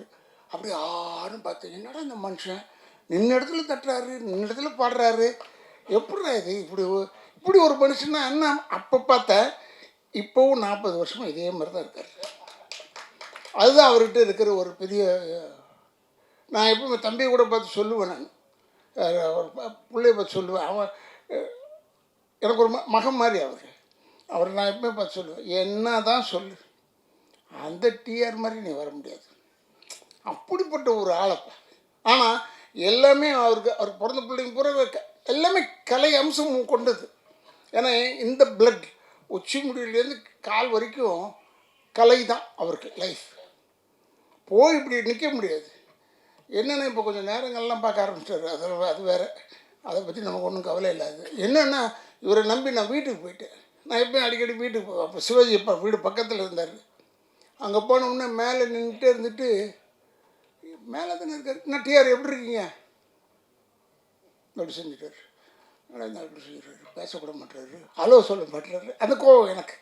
உடனே என்னை கூப்பிட்டு ஒரு அம்மா வந்து உங்களை உள்ளே உட்கார சொன்னாங்க. நான் இப்போ ஆஃபீஸ் ரூம் அந்த பக்கம் ரைட் சைடு உள்ளே உட்காந்துருந்தேன். வந்தார். இல்லையா இந்த டைமில் உனக்கு பேசக்கூடாது உன்னோட, அதுக்காக தான் நான் பேசலை. இதை முதல்ல தெரிஞ்சிருக்கலாம்ல எனக்கு. அவர்கிட்ட கோச்சிக்கவும் முடியாது. அவர் சொல்கிறது பூரா செய்கிறது பூரா எல்லாமே நல்லது. என்னென்னா அவருடைய இன்னொரு படத்தில் நடித்தேன், நானும் நளினியும் ஜோடி. அப்போ அதில் நான் சென்ட்ரல் மினிஸ்டராக நடித்தேன். காதல் அது ஹைதராபாத்தில் எடுக்கிறோம். என்ன ஒரு லாபம்னா டெய்லி ஒரு கோழி அவுட்டு ரெடியாக இருப்போம் நாங்கள். இன்றைக்கி தான் கோழி ஃப்ரை பண்ணிட்டியா அப்படி சொல்லுவோம். எங்களுக்கு தெரியும் எப்படி ஒரு டெய்லி ஒரு கோழி உண்டு. அது ஒரு எல்லாருக்கும் கொடுக்குறதுல அவ்வளோ அன்பானவர். இப்போ கூட சொன்னார், அவருக்கு எழுதி வச்ச வசனம்னு தானு சார் சொன்னாங்க. நான் பார்த்ததில்லை இப்படி ஒரு மனுஷனை, நான் பார்த்ததே இல்லை.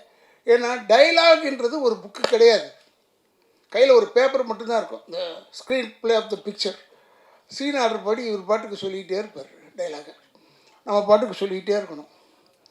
திடீர்னு ஏவிஎம்மில் எடுத்துகிட்டு இருக்கும்போது இந்த படம் நான் காதல் ஏவியத்தில் எடுத்துக்கிட்டே இருந்தேன். இல்லை ஏன்னா நீங்கள் எடுத்தது ஏவிஎம்மில் இது தான். இந்த ஒரு சீன் எடுத்தீங்க, சுற்றி நடந்து வந்தேன். நடந்து வர இவர் பாட்டுக்கு டைலாக் சேர்க்குறாரு ஒரு பாட்டுக்கு. நானும் விடாமல் அப்படியே நடந்து பேசிக்கிட்டே இருந்தேன். அப்போ திடீர்னு ஒருத்தன் எட்டி பார்த்துட்டான் அங்கேருந்து.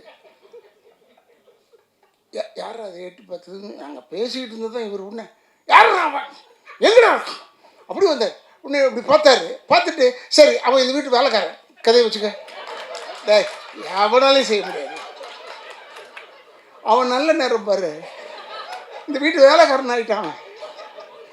அவன் ஓடியே போயிட்டான், அடுத்த தெருவுக்கு ஓடி போயிட்டான். ஒரு கத்துல அது மாதிரி ஒரு ஒரு ஒரு அழகான ஒரு விஷயங்கள் அவர்கிட்ட நிறைய இருக்குது. அவர் எப்பவுமே இன்வால்வ் ஆகிடுவார். அவர் எதில் போட்டாலும் அவர் இன்வால்வ் ஆகிடுவார். இப்போ கூட சொன்னார், உயிர் உள்ள ஒரு விஷயம் எடுக்க திருப்பி ரீரிலீஸ் பண்ண போகிறேன் வந்துடுன்னு சொன்னார். நான் வந்துட்டேன். ஏன்னா உயிர் உள்ளவரை உஷாவில் நடிக்கும்போது என்ன பயமோ அதே பயம் இப்போவும் இருக்குது அவர்கிட்ட. ஏன்னா எனக்கு வந்து அவர் பசுக்குன்னு திட்டி விடுவார். அவர் யாரையும் பார்க்கல மாட்டார். அதெல்லாம் எவ்வளோ பெரிய ஆளாக இருந்தாலும் சரி, டக்குன்னு தப்பாக இருந்ததுன்னு நான் உடனே திட்டிட்டு வர்றேன். ஏன்னா இவர் வந்து அவங்க அம்மா மேலே எனக்கு இவர் மேலே ரொம்ப பிரிய வந்தது காரணம், தஞ்சாவூரில் இந்த உயிர் உள்ள ஒரு ஷோ நடத்திக்கிட்டு இருந்தோம். அப்போ அவங்க அம்மா வந்தாங்க, டிஆருடைய அம்மா. எவ்வளோ மரியாதை கொடுத்தாரு என் அம்மா. நான்லாம் தாய்னாலே நான் வீக்னஸ்ஸு எனக்கு. அப்புறம் இவர் பயங்கரமாக அவங்க அம்மாவுக்கு மரியாதை கொடுத்து கூப்பிட்றது என்னப்போ, எவ்வளோ பெரிய டிஆர் அவனை அவங்க அம்மாவுக்கு எவ்வளோ பெரிய ஒரு மரியாதை கொடுக்குறாரு என்ன. எனக்கு ரொம்ப அதுலேருந்து அவர் கூப்பிட்றாருன்னு உடனே நேராக போயிடுவேன். அதுக்கப்புறம் தான் மற்றது எல்லாமே. அந்தளவுக்கு ஒரு நல்ல மனிதன். அவர் டைலாக் எழுத மாட்டார், ஆனால் பேசிக்கிட்டே இருப்பார். இந்த சீனில் வந்தது அந்த சீனில் வராதுன்றது வேறு, இந்த படத்தில் வந்தது அந்த படத்தில் வராது.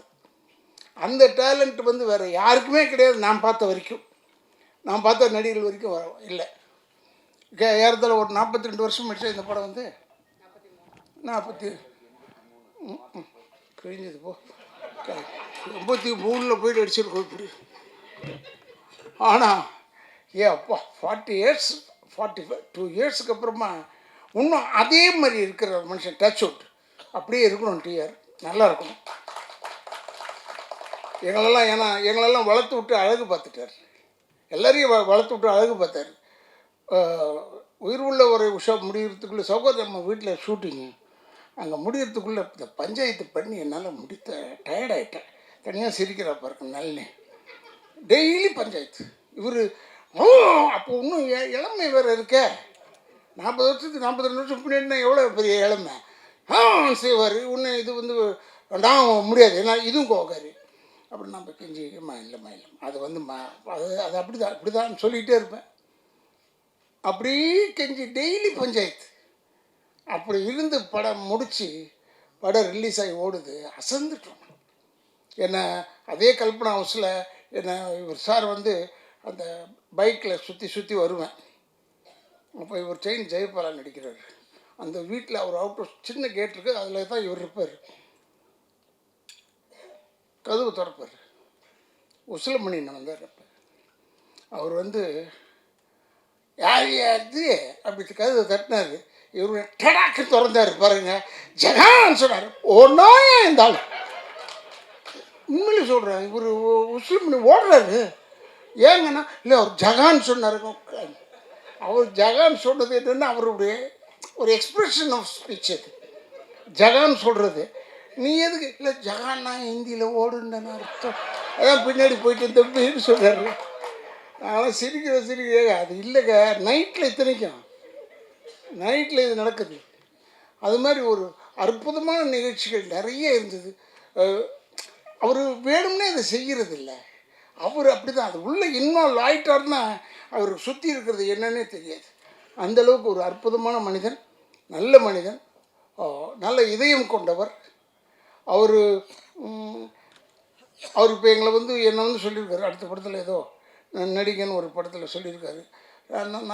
நான் நடிக்கிறேங்கன்னு சொல்லிட்டேனே ஒழிய இன்னைக்கு வரைக்கும் திக்கு நிற்கவில்லை.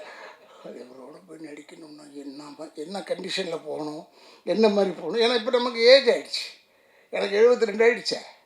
இப்போ போயிட்டு இந்த மாதிரி இளமையான சரி எப்படியோ ஒன்று நான் மொல்லம்மா நல்லிட்டம்மா கேட்டேன். நல்லம்மா நீ இருக்கிற அந்த படத்தில் அண்ணா நான் இருக்கிறேண்ணே அண்ணோட அப்பாடா 2 பேர் ஆச்சு கணக்கில்.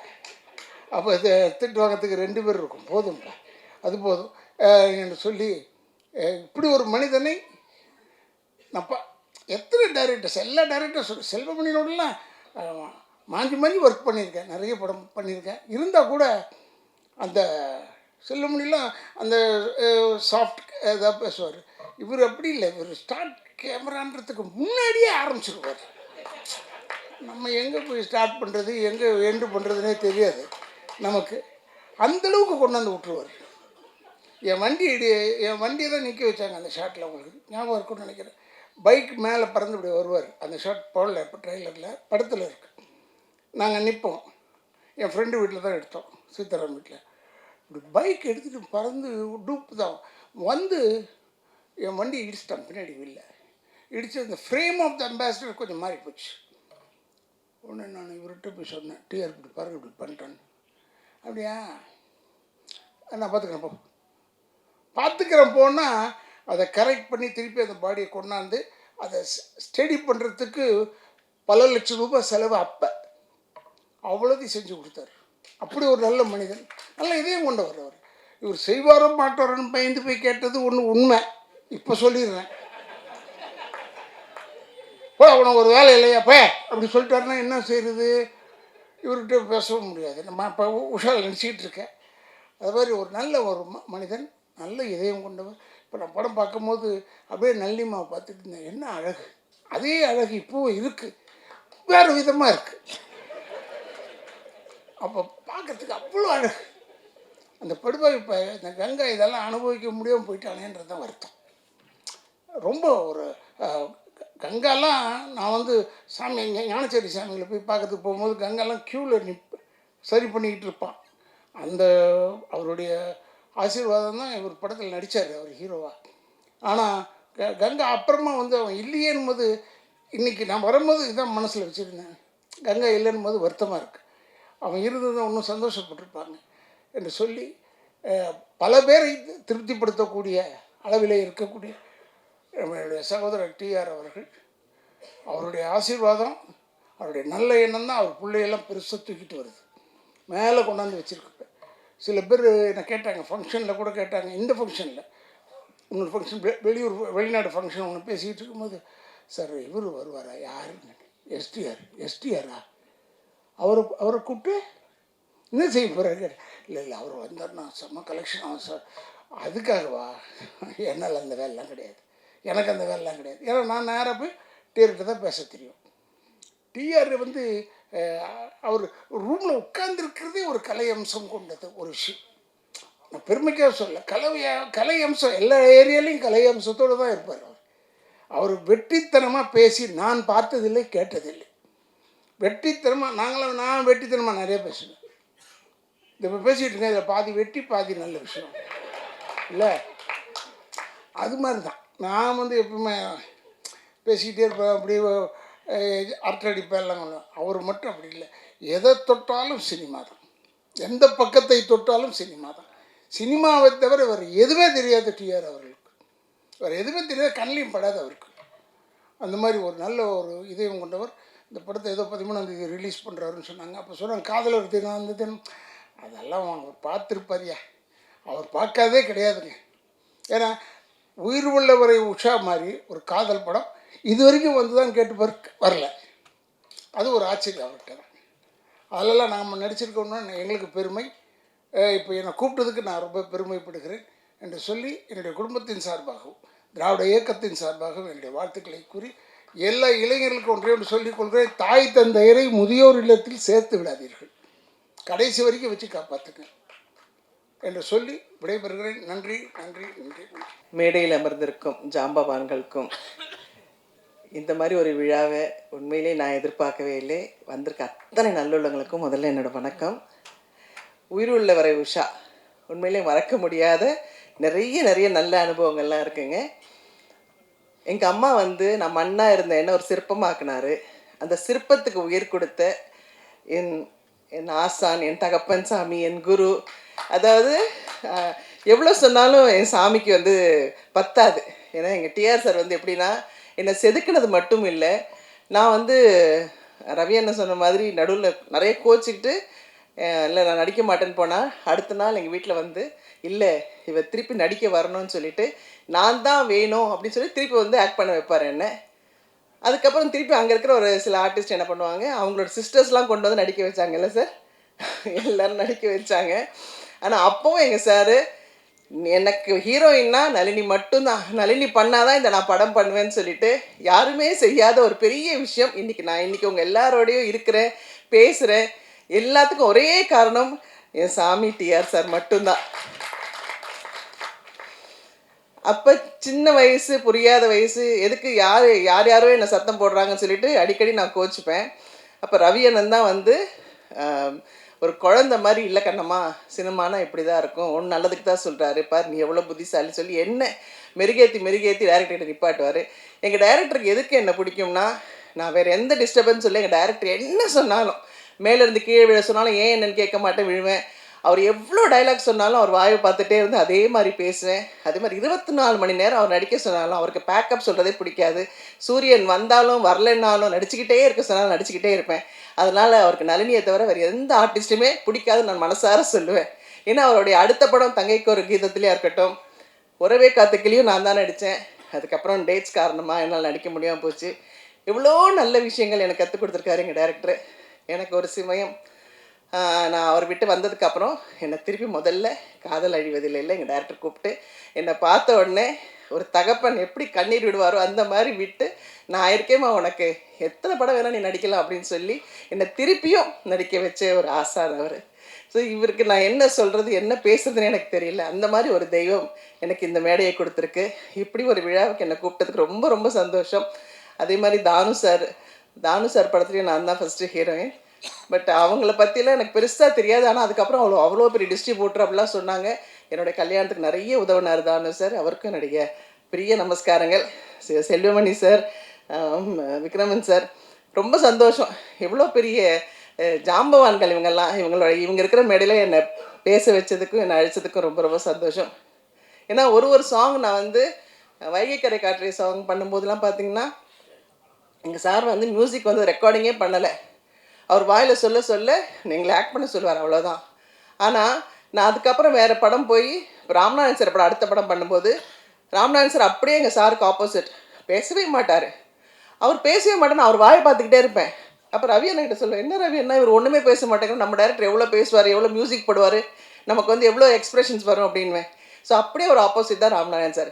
ஆனால் எனக்கு எங்கள் டைரக்டர் எப்போ கூப்பிட்டாலும் சந்தோஷமாக வந்து நிற்பேன்னா எங்கள் டைரக்டருக்காக தான். ஸோ எங்கே இருந்தாலும் எங்கே சுற்றினாலும் நான் வந்து ஏதாவது கோயிலுக்கு போகணுன்னா ஃபஸ்ட்டு என்னுடைய டேப்பில் பார்த்தீங்கன்னா எங்கள் டைரக்டரோட சாங்ஸ் தான் இருக்கும். எங்கள் டைரக்டர் தான் எனக்கு எல்லாமே, சகலமும் எங்கள் டைரக்டர் தான். ஸோ அவர் சகலக்கலா வல்லவன் மட்டும் இல்லை, சகல தெய்வமும் அவர்கிட்ட இருக்குது. ஸோ எனக்கு நல்லது கெட்டது எல்லாம் இந்த நேரத்தில் இப்படி நடக்கும், இப்படி பண்ணும் அப்படின்லாம் சொல்லிக்கிட்டே இருப்பார். ஸோ அவ்வளோ சந்தோஷம் இப்படி ஒரு நல்ல நிகழ்ச்சியில் என்னை கூப்பிட்டதுக்கு. Thank you sir, thank you so much sir. இந்த படத்தில் உங்களுக்கு பிடிச்ச ஃபேவரட் சாங் என்ன, அது மட்டும் சொல்லுங்களேன். எனக்கு இந்திரோகத்து சுந்தரி சாங் பிடிக்கும். அதே மாதிரி வைகை கரை காற்றினேன்.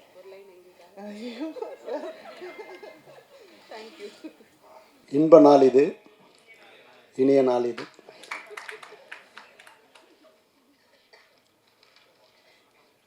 செவியிலே செந்தேன் மழை, புவியிலே டிஆரின் சங்கீத அலை. செவி குளிர சிந்த மகிழ டிஆர் அவர்களின் இசை அங்கிங்கனாதபடி எங்கும் பிரகாசமாக செவிகளெல்லாம் ஒலித்து கொண்டிருக்கக்கூடிய ஒரு பாடல். என்னவோ ஒரு உண்மை இந்த மேடையில் முழு வெளிச்சம் போட்டு காட்டத்தான் செய்கிறது. உயிர் உள்ளவரை உஷா, இந்த டைட்டில் வந்து முதல் காலிக் பிரதர்ஸில் வந்து நான், ராஜி, டிஆர், அவன் துணைவியார், அவங்க 3 பேர் பேசும்போது இந்த டைட்டில் சொல்கிறார். தானே இந்த டைட்டில் கேட்டுக்கிறியா, என்ன டைட்டில்னு கேட்குறேன். அவர் சொல்கிற பாணியிலே சொல்கிறோம், உயிர் உள்ளவரை உஷா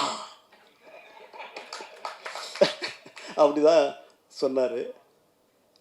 அந்த படத்துலேருந்து எங்களுடைய நட்பு மிக பிரமாதமாக நாளொரு மேடியும் பொழுதுமே என்றும் வரை அது நிலைக்கும் நீடிக்கும். முதல் சொல்ல வந்தது என்னன்னா, இந்த படத்தில் வந்து முதல் படத்தினுடைய முதல் கதாநாயகி திருமதி நளினி அவர்கள். எனது முதல் படம் யார், அந்த படத்தினுடைய என்னுடைய படத்தினுடைய கதாநாயகி திருமதி நளினி அவர்கள் தான். நிறைய விஷயங்கள் எங்களோட பகிர்ந்துக்கிட்டு இருக்குது. அதாவது கூலிக்காரனில் அவர் எழுதின பல்லவி தான் இன்னைக்கு வர அது நிற்குது பாருங்கள். பச்சை கூறி தப்பாது இந்த புலி தொக்காது எதை கண்டும் மஞ்சாது எதிரியை விடாதுன்னு அவர் எழுதின வெச்ச கூறி தப்பாது இந்த புலி தோக்காதுன்னாரு அவர் எழுதினார். அந்த புலி கலைப்புலி இந்த நிறுவனம் இன்னி வரையில் என்றைக்குமே அது நிலைத்து நிற்கக்கூடியதுக்கு அவர் வந்து ஆத்மார்த்தமாக எழுதின எழுத்து. அதாவது கவிச்சொல் புவியாளன்னாங்க. அவருடைய கவிக்கு ஈடு இணை யாருமே இல்லைன்னு சொல்ல முடியும். மிகப்பெரிய பாடலாசிரியர்கள்லாம் வந்து வியந்து போற்றி பாராட்டிய பாடல் இது குழந்தை பாடும் தாலாட்டு, இது இரவு நேர பூபாலம், இது மேற்கில் தோன்றும் உதயம், இது நதி இல்லாத ஓடம். இப்படி அதாவது இல்பொருள் ஓமியன்னு சொல்லுவாங்க இலக்கியத்தில். இல்லாததை இருக்கிற மாதிரி சொல்கிறது. இப்படிப்பட்ட ஒரு படைப்பை படைத்து யார் இந்த பாடலாசிரியர் என்று கேள்வி கேட்க வைத்தவர் டிஆர் அவர்கள். அப்படிப்பட்ட ஒரு சிறப்பியல்புகளை கொண்டவர் அவர். வந்து நானும் அவரும் அதிகமாக நிறைய கலந்துரையாடி இருக்கிறோம். அப்படிப்பட்ட சூழலில் ஆவடி ராமரத்னா தேட்டரு தண்டந்தளி மலர்னு ஒரு படத்துடைய பூஜை, நாளைக்கு காலையில் பூஜை, அன்றைக்கி நைட்டு நாங்களாம் உட்காந்துன்னு இந்த கார் பேனட்டில் போடுறாருங்க அந்த பாட்டு. முதலிரவு முடிநிலவு பாலும் கொண்டு பழமும் கொண்டு பள்ளி அறை வாசல் வந்து 10 விரல் மேனி எங்கும் பாத யாத்திரை இப்படி. அதே மாதிரி அதோடு மட்டும் இல்லை, ஜெமினியில் அவ்வளோ பெட்டி டெலிவரி கொடுக்குற நேரம் என்னை வெளில கொண்டு வர தானே இந்த பாட்டை கேட்குறியா சொல்லுமா அப்படின்னு. அப்பா தங்க நிலவே உன்னை ஊரிக்கு தங்க சிக்கி தங்க நகை செய்திடவோ, நட்சத்திரமே உன்னை உடைத்து வைர நகை பண்ணிடவோ, ஆரிரரோ அரிராரி. இப்படி நினைச்ச மாத்திர கவிதை படைக்கக்கூடிய பாடல் எழுதக்கூடிய, அதாவது குளிக்காரனில் வந்து ஒரு பாட்டுக்கு ரிப்பீட் கேட்டதே கிடையாது. டைரக்டர் ராஜசேகர் வந்து என்ன போடுறாரோ அது ராதாரவிக்காக ஒரு பாட்டு, ராதாரவியினுடைய இதில் சில்க் ஸ்மிதா ஆடினா தொட்டதும் துவங்கிடும் ரோஜா, அதெல்லாம் பார்க்கணுமா. அதெல்லாம் இப்போல்லாம் நம்மளுக்கு லைவ் கிடச்சிருந்துன்னா அதெல்லாம் எங்களுக்கு கோடி கோடியாக கொட்டோம். அவர் இப்போ பின்னணி இசை இவருக்கு ஏழிசை ஏந்தன் பட்டம் கொடுத்தது நான் தான். ஏழிசை ஏந்தல்னு பட்டம் தியாகராஜ அடைஞ்ச பேரை அவருக்கு கொடுத்தேன். அதுவும் பின்னணி இசை சேர்க்க பிரசாத்துக்கு வராரு. சித்திரை திங்களில் முத்திரை பதித்திட, இத்திரை மீதினில் எத்திரை எதித்திட, பின்னணி இசை சேர்க்க 71 பிரசாத் லேபுக்கு டிஆர் விஜயம் அப்படின்னு போட்டு பெரிய போஸ்ட்டு புல் பேஜ் விளம்பரம் இப்படிலாம் கொஞ்சி மகிழக்கூடியவர். அவர் வந்து போர்க்குணம் படைத்தவர். போடாரப்படுந்தவன் போர்க்குணம் மிகுந்தவன் சொன்னால் அது டிஆர் தான் சொல்லணும். அதாவது யாராவது ஒருத்தர் ஏமாத்தினோன்னு அவரை நினச்சா ரோடுக்கே இறங்கி வர்றார். நானும் அவரை சேர்ந்து ரோடுக்கு பயணிக்கிறோம். அதாவது லீரான் சார் தெருலேருந்து பக்கத்தில் சிங்க தெருலேருந்து போயிட்டு ஆனந்தா பிக்சர்ஸ்லேருந்து கிருஷ்ணமூர்த்தி சக்கிலேருந்து மீட் பண்ணி நியாயம் கேட்டு வந்து ஜெயித்தவர். அப்படிப்பட்டவர். அதாவது உண்மையிலே சொல்லப்போனால் அந்த பீரியடில் வந்து 86வது வருஷம் கூலிக்காரன் ரிலீஸ் ஆகும்போது ஆடியோ உலக ஒரு பெரிய புரட்சியை உருவாக்குனது டிஆருடைய இசை தான். எப்படின்னா அப்போல்லாம் எல்லாருடைய இசையமைப்பாளருடைய காலம் வந்து ஃப்ரீயாக கொடுத்துருவாங்க. 25,000 50,000 1 லட்சத்துக்கு மேலே எந்த படமும் போனதே இல்லை. அறுதிட்டு உறுதி கூறுகிறேன். டிஆர் கூலிக்காரன் மாத்திரம் 4 லட்சம் லகரி வாங்கினார். அப்படியே வியந்து பார்த்தது திரையுலகம். அதே மாதிரி அன்னைக்கு கூலிக்காரன் வந்து 46 லட்சம் இருந்த வியாபாரம் விஜயகாந்தோடைய படம் அன்னைக்கு 1 கோடி விற்றுதுன்னா என்னுடைய சகோதரர் டிஆருடைய இசையும் அது ஒரு பெரிய பக்கபலமாக இருந்தது. அப்படிப்பட்டவர்கள் வந்து நிறைய தடவை நான் சொல்லியிருக்கேன், எனக்கு எப்போ படம் பண்ண அடுத்து பண்ணலான்னு. இந்த மேடையிலும் சொல்கிறேன், அவர் என்றைக்கும் சிரஞ்சீவியாக இசையில் அவர் அடிக்கவே முடியாது. அவர் எழுதுகிற வசனங்களும் அவர் அமைக்கிற காட்சிகளும் இன்னும் மாஸ் கொட்டிக்கினே இருக்கும். ஆகவே திரும்ப சொல்கிறேன் ராஜி, நான் டிஆர் அப்படி தான் சொல்கிறேன், ராஜி எப்போ நீ என்னை அழைக்கிறேன் நம்ம சேர்ந்து ஒரு படம் பண்ணுவோம். அது இந்த இண்டஸ்ட்ரிக்கு எல்லாருக்கும் நன்மையாக இருக்கும். திரையரங்குக்கு ஒரு தங்க அரங்கம் அதிரும் சுரங்கமாக அப்படி வரும். அப்படிப்பட்ட டிஆர் உடைய உயிருள்ள விஷா காதலர் தினத்தை வந்து பாருங்கள். நம்ம முதல்ல அதில் ஒரு பாட்டு நான் நினைக்கிறேன், இது இந்த பாட்டு படத்தில் வந்தது இல்லையே, இப்போ புதுசாக போட்டு போகிறான்னு நினச்சேன். கரெக்டாக கரெக்டாக ஃபிக்ஸ் பண்ணி அந்த அந்த டைலாக்லேருந்து சொல்லும் போது சரி இப்போ தான் பண்ணியிருக்காங்க பாருங்கள். இளமை ததும்பும், இளமை குலுங்கும். அப்படிப்பட்ட ஒரு பெரிய படைப்பாளி. அந்த படைப்பாளி அமைக்கக்கூடிய இது வந்து காதல் தினத்தில் வருது. அதுக்கு வந்து அவர் தான் அதுக்கு இல்லை, அது அந்த காதலரை பற்றி சொல்கிறதுக்கு அவருக்கு இணை தான். செம்பருத்தி தந்த செல்வம்னு பக்கத்தில் இருந்து இப்படிலாம் சொல்கிறேன்னு நினைக்காது. அவர் அந்த செம்பருத்தி போல் பண்ணுறதெல்லாம் வந்து சொல்லவே முடியாது காதலில். அப்படிப்பட்ட ஒரு பெரிய படைப்பாளிகள்லாம் உட்காந்துருக்காங்க. அதாவது கதையிலேயே வந்து காதலை சொல்லக்கூடிய விக்ரமன் சார் இருக்கார். ராதாரவி சார் நான் சொல்ல வேண்டியதில்லை, நான் அவருடைய ரசிகன். நான் டைரக்ட் பண்ண படத்தில் அவருக்கு போதையான்னு அப்படிப்பட்ட ஒரு நடிப்பு. இன்றைக்கி காலையில் கூட அவங்க எம்.ஆர். ராதா சார் அனுப்பிச்ச ஒரு காணொலி அவருக்கு அனுப்பிச்சி வச்சேன். எப்போவுமே அவர் என் குடும்பத்தில் ஒருத்தர். இப்படிப்பட்ட விழாவில் பங்கு கொண்டிருக்கிறேன். நளினி அவர்களுக்கு என்னுடைய மகிழ்வும் நெகிழ்வும் வாழ்த்துக்களும் சொல்கிறேன். இந்த சூழ்நிலையை நீ வந்து தன்னிகரிட்டு விளங்குற, என்றைக்கும் சிறப்பான இடத்தை அடையணும்னு சொல்லி விடைபெறுகிறேன். நன்றி, வணக்கம்.